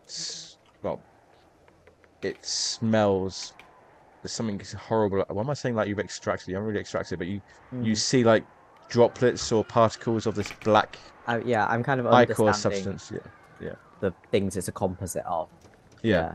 But there's this one thing in here that you cannot identify. That sanity roll. Do you want us to be a sanity? Yeah, we'll have a sanity roll for that. I feel like we haven't had one in a very. We haven't had one for a long time. No. We'll get the sanity going. Oh no! I'm just going to say 1 point for that. It's not enough to make you scream in terror, but it's just enough to like disturb you a little bit. It's enough to make me question reality a little bit. A little bit, yeah, a little bit. Thank you for your patience with that. No, absolutely. Okay, interesting. So, I am taking a keen interest into these vials which have been pulled out. Literally anything which has come from them. And I've been watching you pretty much the entire time and just slowly looking at the book every now and again. I think you've been watching me think about taking a little, like, dabbing some on a finger and licking it. But I haven't. It's just the whole side of things. So, what do you think it does? Do I have any insight looked into that from like the combination of like my Cthulhu mythos and my pharmacology, or am I no idea? It's from what you can gather from the combination of ingredients that you can identify. You think this may have some sort of Ritual significance? hallucinogenic property? Ooh. That's Definitely, like definitely hallucinogenic. something neurological. Fair enough. It's a terrible idea if I take a little dab. I think I'm gonna do it. I think I have to do it. Oh no! Oh, hey! Careful with that! Careful with that! You said you didn't even know what that did. You say it might have a hallucinogenic feel. There's only one way to find out. Listen, I've taken a lot of hallucinogenics in my time. I will fine. Are you sure you're the best one to go for it? Because we have Flint right over there. I think that man on hallucinogenics is the worst idea I've heard all day. Okay, that might be a valid point. At least we'll be able to put you down. Right, one at a time, please. Can I make a suggestion? You may. If it's got hallucinogenic properties, let's try it after we get out of this awful situation. I feel we need to remain on task and alert. But the other side of things, well, you say that. And I hate to be the guy. I hate to be this one, but I have seen some hallucinogenic stuff being used. And I've heard some stories, of war stories as well, which make you wonder as well. The human mind is an interesting one. And when it comes down to how it fights, a lot of it comes down to how it thinks. Now, if this hallucinogenic makes you feel like you think that you're a hell of a lot stronger or faster, or you're more bestial, you will take on some of those traits. Not necessarily having the strength, not having the bits and pieces, but it does make you a lot more unpredictable. And depending on what that hallucinogenic does, because if it does trigger one of those effects, we might want to know about that before we go in. Because if they're all on that and it turns them effectively into animals that don't think like humans as we're expecting, that could be a negative effect. That might be a difficult thing to fight against. But the only fear which I have is that I have no idea what kind of dosage you would have to take with that. I have no idea what exactly it's going to do to you. And a lot of those hallucinogenics which are talked about, they have a massive detriment to you as well. There's a lot to think about on this one. I mean, for the sake of trying to figure out what we're doing before we go in there, I mean, you got that case and all that. Did it look like there was anything missing from that box? Was that? Well, I assume to keep the vial safe, it was like in slats, right? Like a jewelry case. Yeah. Yeah, I know. No, it's not like there was a injection kit or anything with it.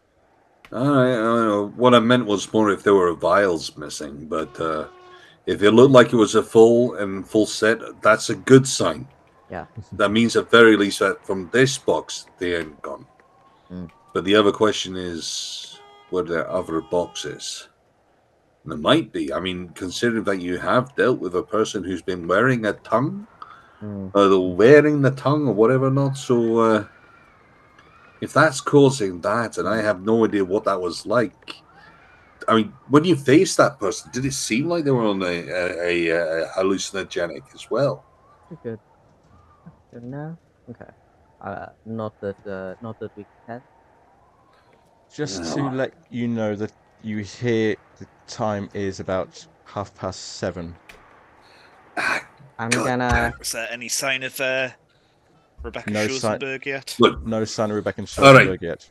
I'm going to see this now. Slowly, like, uncork the vial whilst they're talking about the time. Just, like, press it against my ring finger. Just kind of tip it a little bit so that, like a drop gets on it. Okay. I'm just going to look it up. All of yous, I want I'm you just gonna ready. quietly cork it again. When you do that, actually, can Can I ask everybody else to take your headphones off for a moment, please? Oh. You Oh no. dab your finger on this vial. Mm. You touch it to your mouth. Whatever you're expecting to happen, nothing seems to happen. Nothing What's at it all. taste like? Horrible, foul, disgusting. But apart from that, nothing seems to happen, which is strange because you were expecting something to happen, but nothing does. I mean, maybe it's just not potent enough for such a small amount Probably to do not. anything. Maybe Probably I not. need to do a little bit more. I think bring everybody back now. Come back now, please. Come Yeah, back. that's fine. So Metz has just keeled over, hasn't he? You look at Metz. You look at Metz. I can put your thingy back.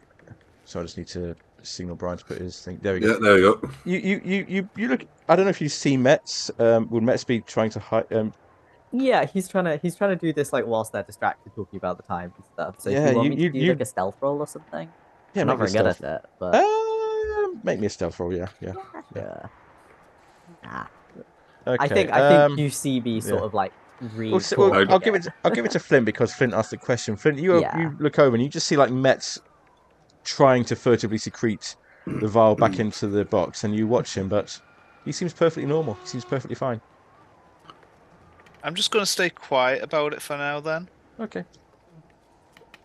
Just polishing Loretta, kind of. You still be going along with that side of the play out working order. You hear a clock in the distance, maybe a church bell chiming 8 o'clock. Still no sign of Rebecca Schoenberg. Right. The choice now is, do we go in before her or do we go in after she arrives?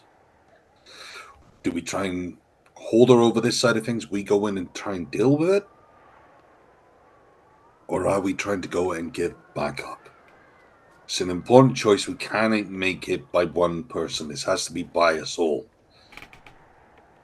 So what say you?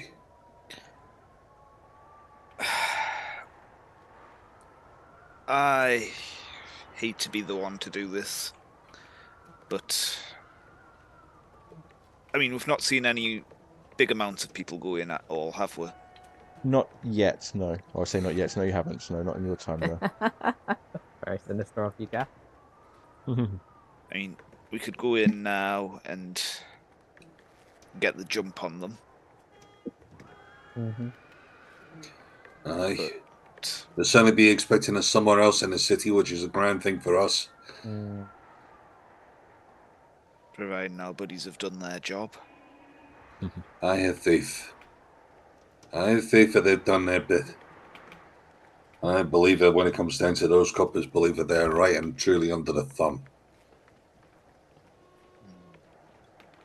I agree that I think we should probably go in. Do we go in all guns blazing? Do we? I don't think that's wise. So we have no idea what's going in further down. Take things more like a stealth assault and subtly make our way through is probably going to work out a lot more in our favor than if we start shooting and strike on square one. We don't even know if they've got another way out of this place. They could take everything. And we wouldn't have no idea until we've got too far. The only thing about going in now is we risk getting trapped if people do turn up. Aye. That's always going to be a risk. Screw it, let's go. And in a moment that will please Robin to no end, we have a map. Excellent. Do like a good battle map. So you should all be able to move your characters. Of course, yep, you should all be able to move your characters around. Yep. And as you exit, you see that the door to the JuJu House, this door here, is in fact closed and locked. Right. Are any of you good at picking locks? I've never tried it before. I've never had the need. Let's just Neither see. have I. That would be a no. All right. In which case, our subtlety might be taking a bit of a hit already. Well, you got the muscle. Aye, but we're trying to be quiet about this. If it was just about smashing a door down, I wouldn't have too much of an issue. Right.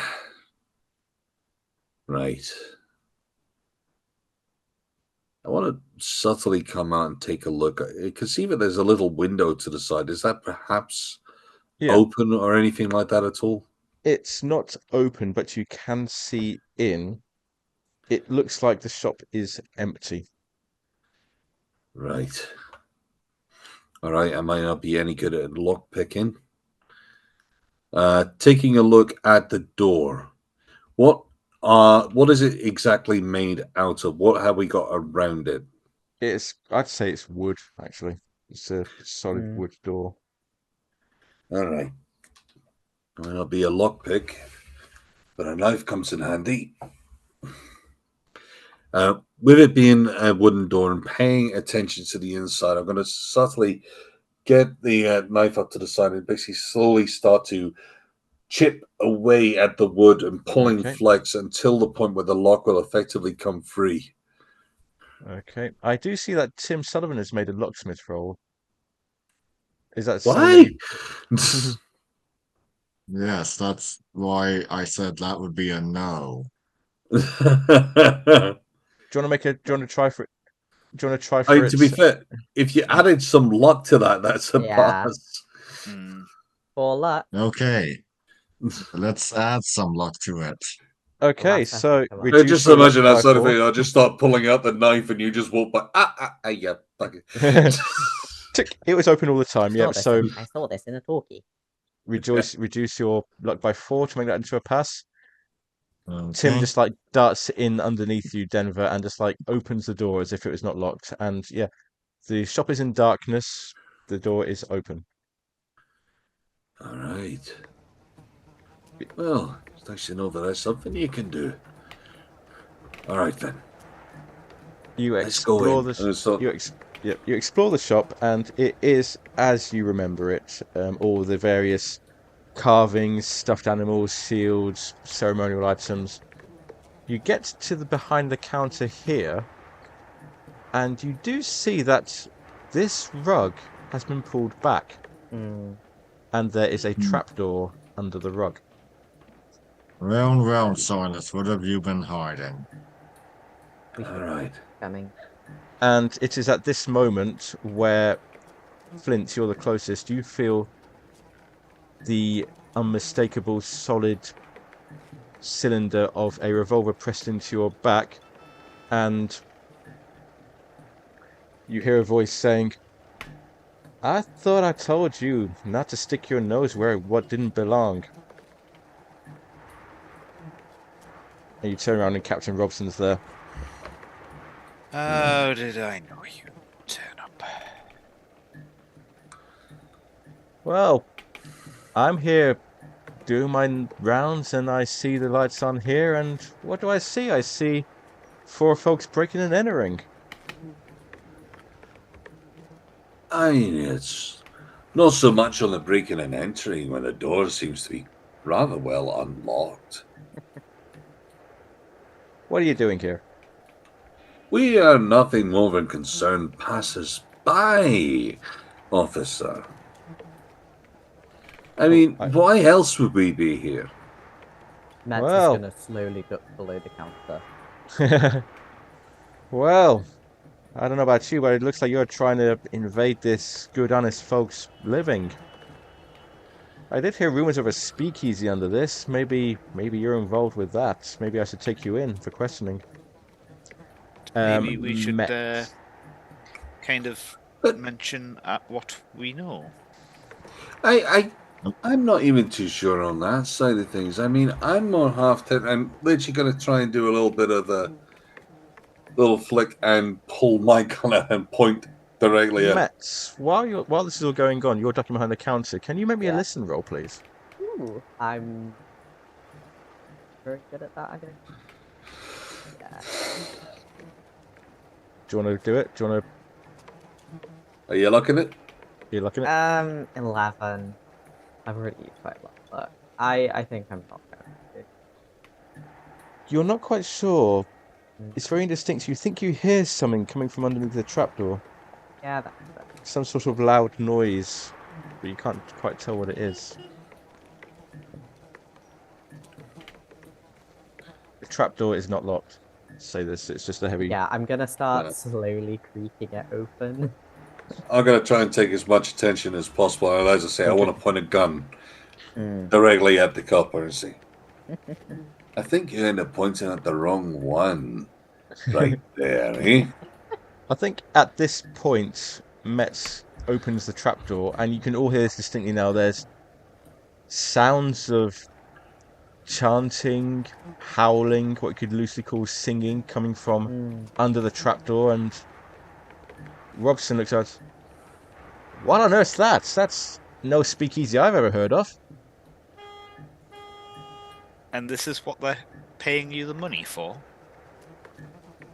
They said they had something underneath. I thought it was a speakeasy. They paid me to keep quiet. I think What is this? you need to head down, and Flint's going to pull Loretta out. All right. I'm gonna pull the gun off of him as well. You didn't know what this was? No. I thought it was a speakeasy. They said it was. All right, I'm going. I was going to say, Flint's now got the barrel just like prodding him. I love that we're kidnapping this cop. You all make your way down to under the trapdoor, down a set of stairs, and you reach this door here. It is still this door here. You can still hear this sound of almost animal sort of howling and chanting getting louder and louder. You reach the door. Is that the basement door, is it? Yeah, sorry. Sorry. I'm trying to ping on it and it doesn't seem to be showing it.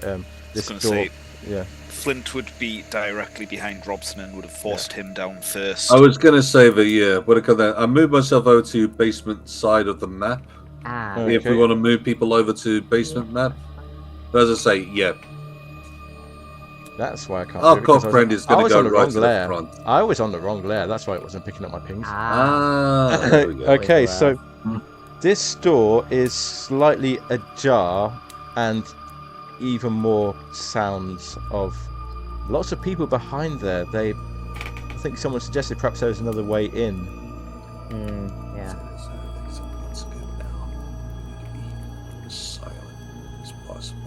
Flint's just going to nudge Robson in the back, and then when he looks around, kind of just like...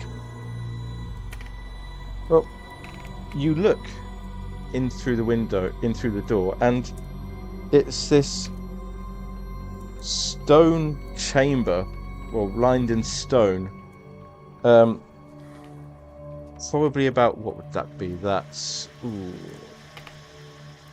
looking at that, 2, 4, 6, 8, 25 feet by about 15 feet, say, and it is packed with about 24 people, all waving their arms about, all dancing around in some sort of bestial orgy. They're all wearing these masks with these leather thongs, these red leather thongs on them. At the front of the chamber, say about here, you recognise from the back of his head, Silas Nkwane dancing along with the rest of them. In front of him, not dancing but with his arms raised as if he was conducting, you see a rather muscular man, perhaps in his late 30s, early 40s. And as you look closer, his headband, the flap on it, does not seem to be made of leather. Oh. It's a tongue. After it's only made of human, if nothing else.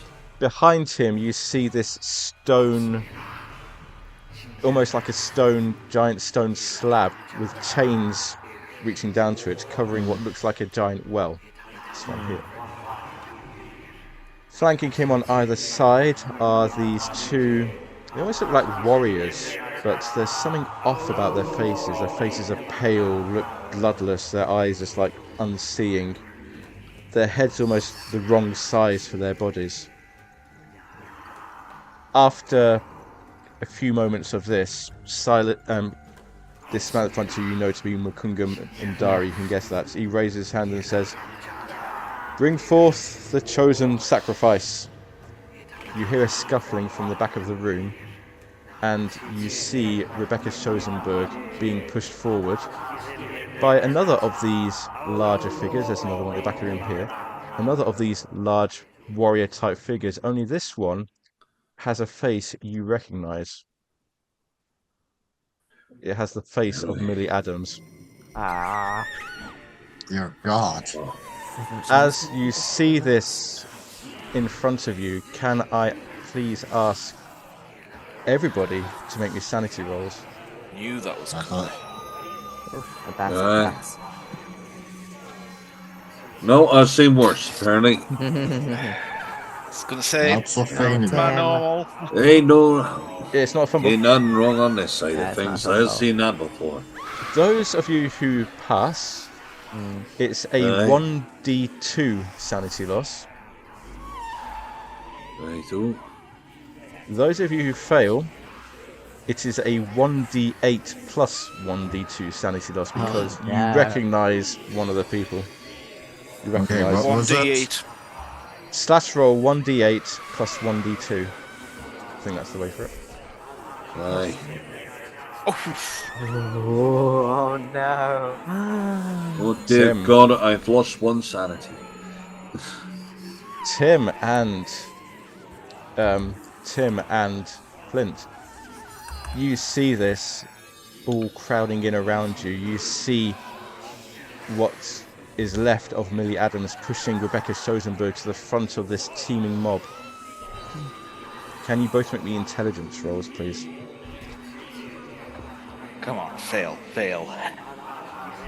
You do want to fail. Oh, fuck, crying out loud. Oh, for God's sake. Alright, Can I use luck to add 2 on that? you know what? I will let you use luck. I Damn will let good you... point, actually. I will allow you for the purposes of this. I will allow you to use luck to fail the roll. Kind and generous. I Peter. was joking, Jeff, to be honest. Okay then. If not, you can give. If not, I'll give you the choice. Would you like to roll a dice, or would you like me to allow you to choose something for you? I will roll a dice. Okay. And for Please you, don't Tim. roll the murderous option.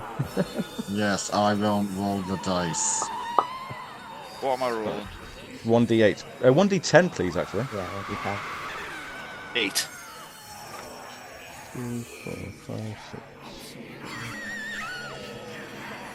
Ooh. So Tim. we're subtracting that from our sanity also. No, you're not. No, this is to determine what your bout of madness is. 2, 4. Tim, you are compelled to flee in panic. Oh. Roll me a 1d10, please. Again. Yep. Oh no. Tim. Oh God. Yeah, you, for the next 10 minutes, you just want to get out of here. This is, whatever's going on here, this is against everything you've learned, everything you've thought was possible. You just want to get away from this. Oh, Flint. Oh You That's the murderous one. look around. It's not the murderous one. You look around and you have no idea where you are. The last thing you remember was going to the pawn shop, keeping an eye on the JuJu House, and suddenly you're down here in the midst of this madness. And I do have an art for this, actually. no. You have a what, sorry? An artwork for this. Oh, Lord. that's not good. So God. Tim is frantically trying to get away as quickly as possible. Flint, you're just looking around. What am I doing here? We were in the shop. I was taking the place out. What am I doing here? Flint, we're in the Smith. shop. We're Roll me in a the shop. Sorry, roll me a d10, please, Flint.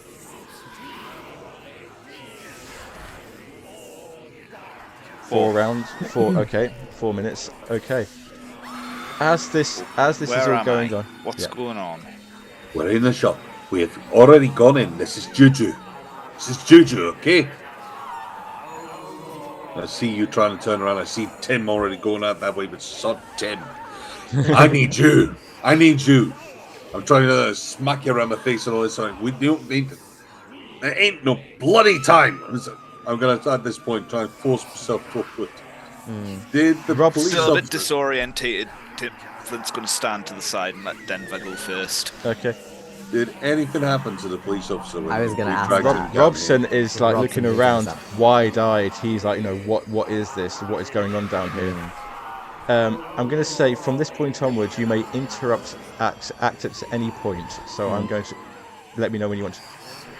I am As- pretty much going to grab hold of this police officer and say, you were meant to protect and serve. You were not meant to take bribes. You were not meant to take absolutely anything else. You were meant to protect and serve. Do you still hold to that badge? Do you still hold to your gun? Do you still hold to being a goddamn man? He's in shock. He's looking quite shocked at the moment. He doesn't quite know what to say. At this point, just to continue, Mandari raises his hands and you see someone at the side of the slab turn a wheel to raise the slab, and as it does so, everybody stops, frozen where they are, looking with this sort of earnest anticipation, almost holding their breath. And as the slab clears the top of the well, you hear this mournful keening as of many, many different voices, crying, wailing, howling. And as you hear it, you see the gathered throng also join in with the howling. And something about it burrows deep into your mind. Flint and Tim are exempt from this. Can I get a further sanity roll from Metz and Denver, please? Oh, thank Come God. on. That's a success. Denver, you're such a beast, man. What have we got? So I got a 68 success, regular success. I got a 84 against 60. Okay. Okay, 1 point for Denver Right. and 1d6 for Metz, please. At the moment, Denver is the only one still. Oh, it's a 5. Metz, can I have an intelligence roll from you, please? I would say by this point, probably, Flint, your memory is starting to come back. You're starting to remember. It's a fail. That's You're good. your training kind of like kicks in, Metz, and you're able to like compartmentalize Yeah, what's I'm happening. just like echolalia is a common, thing that Yeah. happens when people go into ecstasy. These people have temporal lobe epilepsy. I'm just like going into all of like my rational explanations. Tim, I would say at this point you're starting to slow down and starting to recover yourself as well. I'm pretty Coming. much... Sorry, Ooh. go on. No, you go ahead first. I was going to say, coming to my senses and remembering what we're doing and everything, I'm going to push back in front of Denver, get an idea of what the hell's going on, raise Laura up, and I'm just going to shoot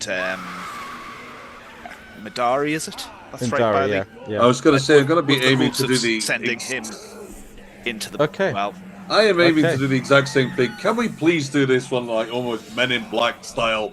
Yeah. You go with the rifle, me going with the handgun alongside. Okay, so what I will say is the room is quite densely packed. I will ask for penalty dice on your shots. You will hit people. It's whether you want to hit the person you want to hit. Oh, And God. Robson is also firing blindly. So can you all make me? What way this works? So roll me your firearms twice, but take the higher roll as your result. okay. All right. Oh! Huh? Well, that's a hard Hey. success then, anyway. So Denver has a hard take success. I'll take the extreme success, thank you. I'm sorry, it's a penalty dice, so you have to take the 97, Tim. Which is a fumble. which is a fumble. Yes. Someone shoot Flint. Rebecca. Flint gets a success. So between you both, Flint, Tim, your shot just like goes wild. Your hand is shaking. You're still like feeling the effects of this insanity a bit. In fact, Flint, you can. Tim and Flint. I think you've taken this already. You can add +1 to your Cthulhu Mythos. So I think you've already taken a +5 on it. So Tim's just like still shaking a bit wildly. His shot just like hits some random cultist who, in fact, you probably recognise one of the assailants who fled Jackson Elias's room. And you just like no, Flint's like shot accidentally takes him out. So some measure of justice. Meanwhile, Denver and Flint. Where are we at?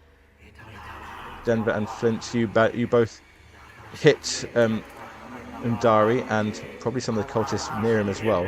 And he's like standing there like this in his robes, and you can just see like, you know, getting ready to say something. And he just like blasts him back, and he like falls back into the pitch with a scream. And then you hear this coming from inside the pit. And as it does so, you see the cultists. Some of them start wailing, and some of them also like jump into the pit. The Millie creature holding Rebecca just like stops dead, not sure what to do. The other 3 undead things, they turn to look at you. Millie. No recognition. Yes, Millie. Good. Yes. Bring her here. Rebecca, you're Yes. right. Bring Rebecca here. Rebecca just looks terrified, shocked. Robson is just like on his knees at this point, crying. He is unresisting as one of the creatures comes over, picks him up, and also drags him off to the pit as well. Fair enough. The rest of the That was cultists, bloody quick, considering it's right by us. they can be quite fast. They can be quite fast moving. It's like these arms trying to reach out to grab you by now.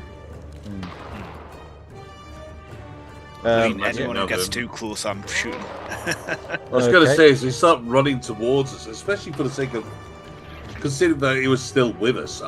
If they had come over trying to grab anyone, I think I would have said that Robson is just like gone by this point. He was just like leaping forward and firing his gun indiscriminately. And then all right, in which case, have fun down the fucking pit. Yeah, what are the rest of you doing? I don't like the fact that Millie is still trying to drag. Millie has stopped she's dragging. Not, is she? She's stopped. Is Millie? Which was why I was trying to. Listen, is Millie doing anything? Is Millie still holding on and all that stuff? Yeah, she's still holding on to it. Millie's still holding on to it quite tightly. In which case, does it look like any of these other undeady thingy looking like he's going for them as well? They seem to be making their way towards you, but they're being hampered by the fact there are lots of people in the way, lots of cultists in the way. What's Nkwane doing? He's just like one of the other cultists at the moment, just like wailing, chanting, mourning, probably like caught up in the crush. Okay. All right, fine then. In that case, if there's something coming towards us, I'm shooting that. Okay. That sounds like a damn good spot to me. In that case, you can fire again, but this time take a bonus dice because this thing is right in front of you. Okay. Opposite way to I know, right?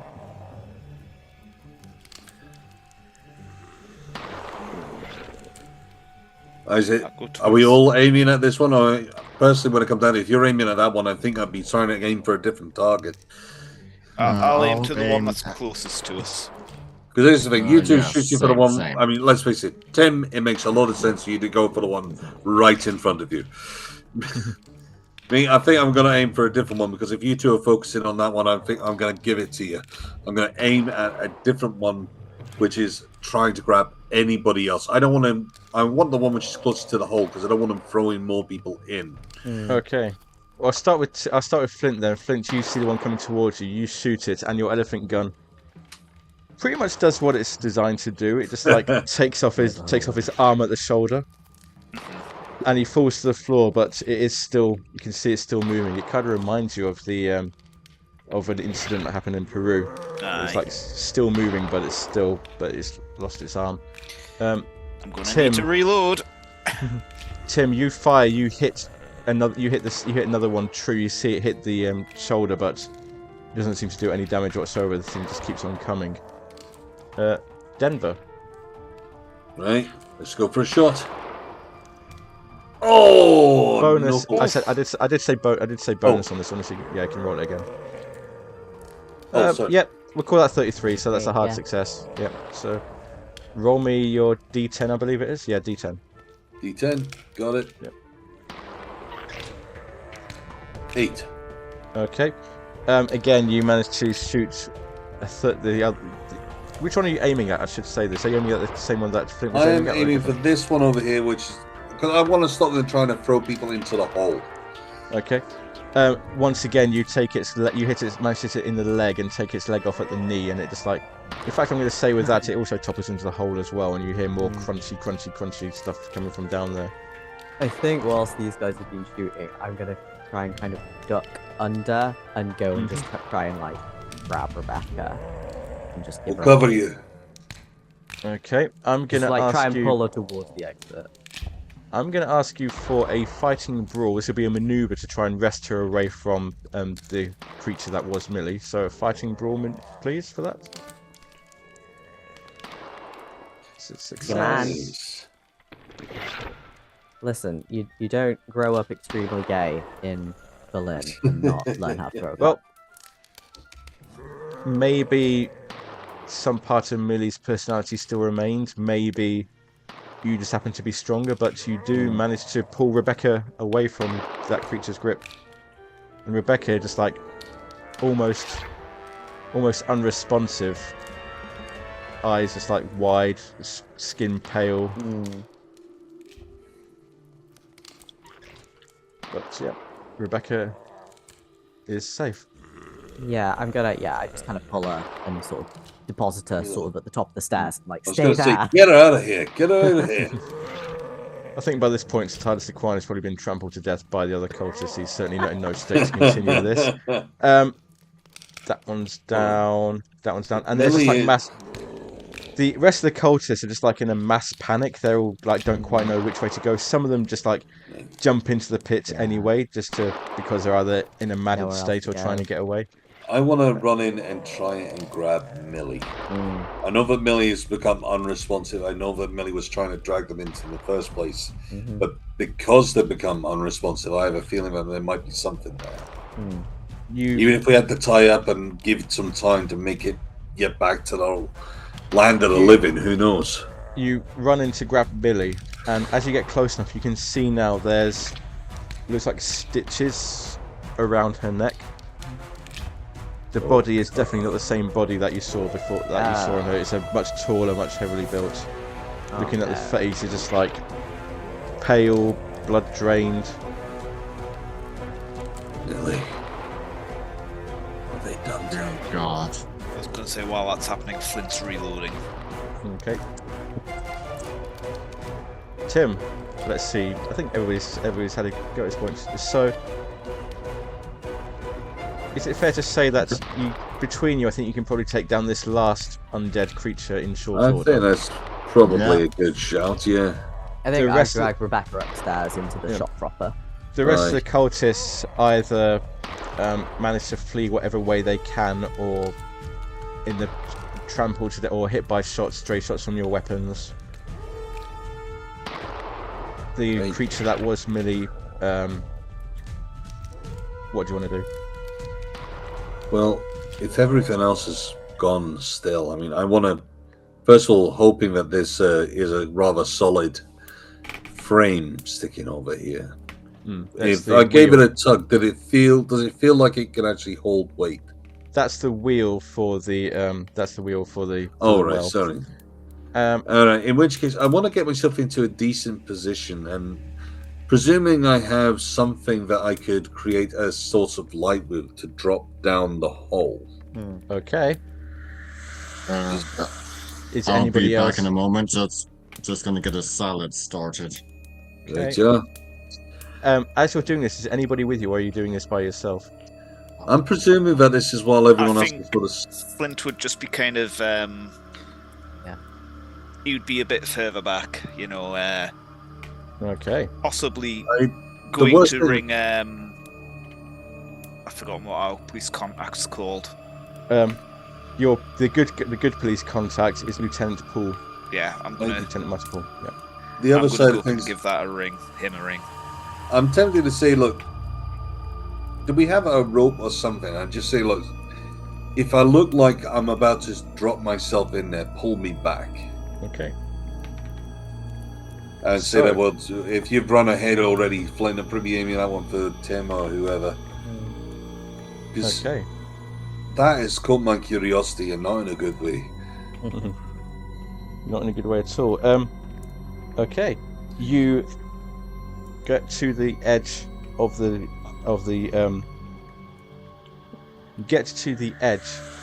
pit. You drop your torch down, and for a moment you're reminded of a time in Peru where you looked down and saw a mass of writhing fat. This is almost a sea of faces. What? A sea of human faces all bound together in this one writhing mass. Each face is open, making this keening, wailing noise. In fact, some of the faces are busy eating the cultists that have fallen down there, eating what's left of Makunga Madrari. Lovely. Oh. You know what the funny thing is? Denver. Matt still hasn't seen anything actually supernatural. Denver, He's gonna be like, can you guys make just- me a sanity roll, please? Aye. Come on, Denver, come on. That's a success. That Most is sane man in Brooklyn. that is a 1d4 sanity loss. Aye. What's everyone's indefinite That's insanity threshold? Because I'm only 4 off mine. Better not look into any pits then. I think everybody was quite high sanity anyway, so I think we're. So yeah, you see this creature made of dozens of faces, and as you watch, you see a new face appear, and it's the face of Makunga Mdari as part of this creature now. I would like to make a point of going out. Do you think I could find a barrel of gasoline or something like that? I think so. In which case, I would like to go out and literally make a point of no one looks down there. I will be right back. No one looks down there. Go off and get a barrel. I am literally going to then, when I come back, pour and try and chuck across as much as possible to get as much coverage as possible. And looking back to the rest, I get out of here just in case. It's gas after all. It'll go. The entire room Chuck set it ablaze. and run. Yeah. You hear screaming from this creature in the pit. You guys jog up, and we're just hang on. I'm giving her a little pep talk. We'll begin the wrap up here. The final little section here. It probably takes a while for the blaze to die down. Lieutenant Martin Poole does come with backup. In the few days, probably 2 or 3 days that follow, they're sifting through the debris, and Lieutenant Poole calls you into his office to talk about the events of this night, and he says we did find some strange things down there. There's an alcove, a hidden alcove down there. The fire got most of the stuff in there, but there's some items in there that we're not sure about. We thought you'd want to have a look at. And he shows you. Well, first of all, he shows you a book, somewhat singed but still recognizable. The book is called Africa's Dark Sects. And that's one of the ones we were looking for, wasn't it? That was the one that was stolen from the university, I think, right? That's the one. Yeah. That's one mystery solved. I won't ask to read this out because it is quite a huge amount of text, but it does give an account of traveling across Kenya to find the Mountain of the Black Wind, home of the Bloody Tongue. It's one that we can read at our leisure. Thank you. Wow, yeah, that is a bit of a long one, isn't it? That is a bit of a long one, yes. And if you read it, or when you read it, it will be a 1d10 sanity loss for reading it, because this thing is not nice. I would have definitely read the book, so I'm definitely going to go for that. I'll do that in advance. Yep, Yeah, same here. 5 for Denver. I'm not going to ask for the roll this time. 3 for Robin. 2 for Metz, and you can all add +2 to your Cthulhu Mythos as well. And you also see this book also contains what looks like a ritual to create one of these undead servants. They're called Timba. He also gives to you what looks like this strange headdress. I've got a picture of it here. It's like sort of a fabric and wood framed collar with How much 4... Cthulhu Mythos was that? Sorry, Jeff? Oh, +2. Sorry, +2. 2. This strange headdress. It's like this high collar with 4 faces on it. Each one looks terrible. You've never seen anything like this before, and that's just like being in the same room as it fills you with some sort of unease and dread. It looks like it was made to fit over a person's head.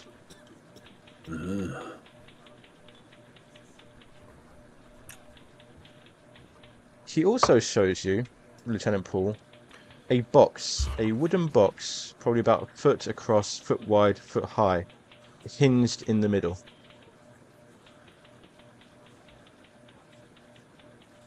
Alright. What is in the box? Is there anything on the outside of the box?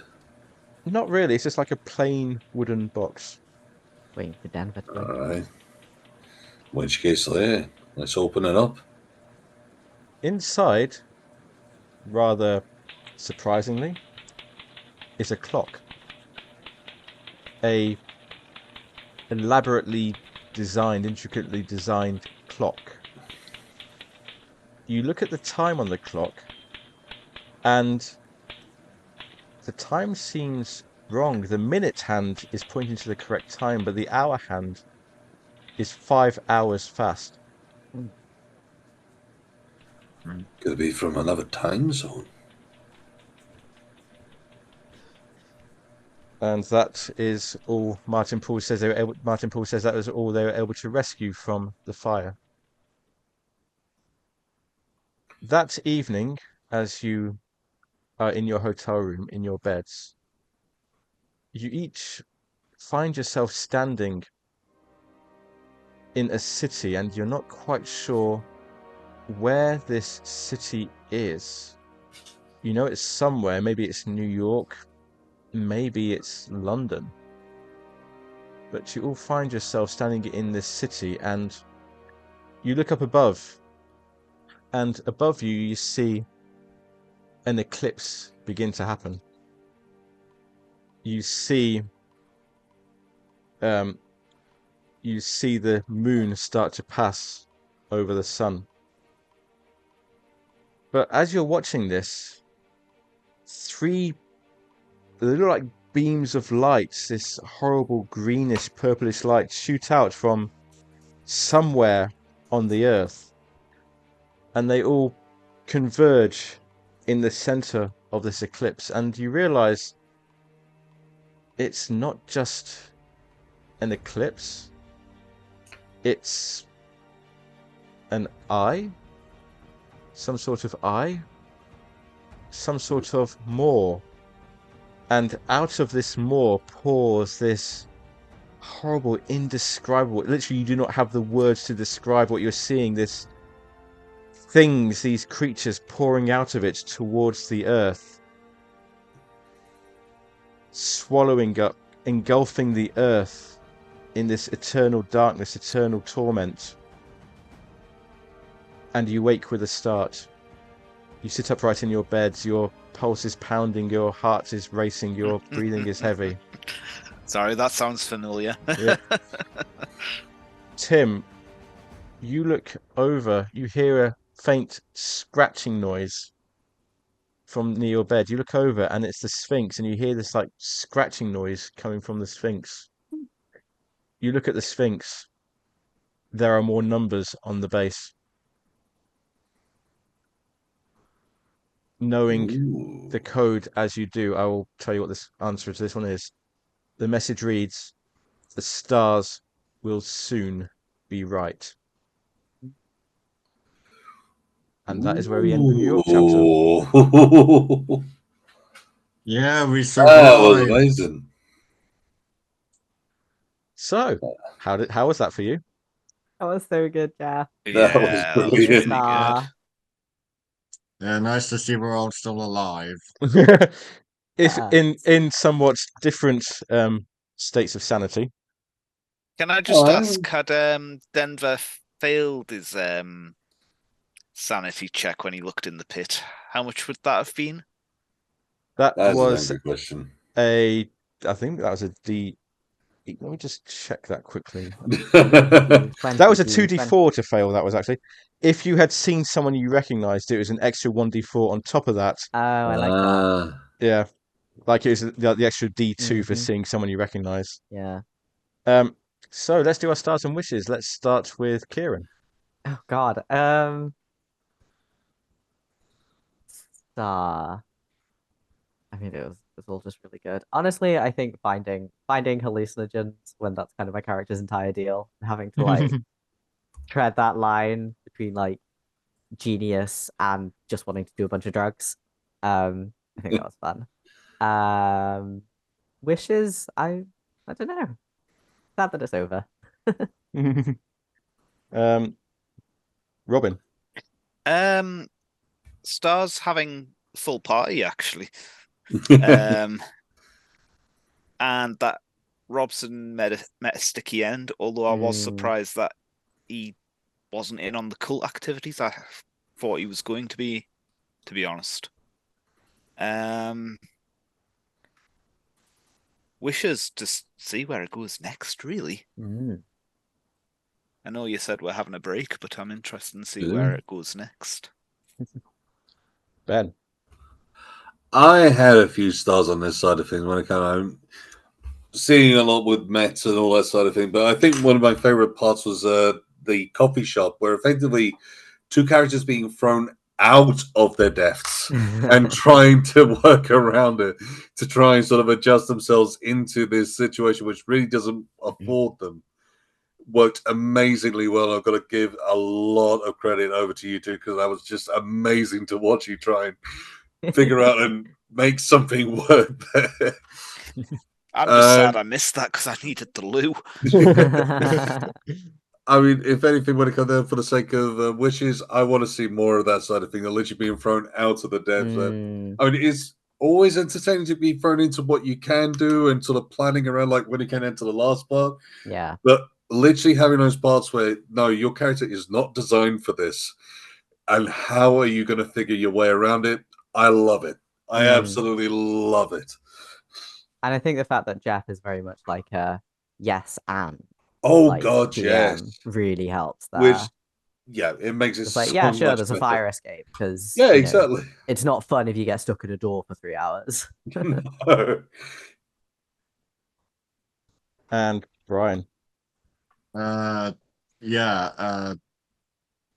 Stars, I'd have to say, besides the climax, having a fun party. Because it feels like because I'm always one of the ones because I don't think I've missed a session yet. It kind of feels like Tim is the main character. He's certainly very prominent. But I think you're right. It's so good to have everybody back. Wishes that we get back to this soon. Want to get to Egypt. For me, I had so many tonight. I think one of my favorite parts was the absolute panic when you heard that Millie had gone missing and Rebecca was going to strike out on her own. That was just like an absolute moment of, oh no, what do we do now?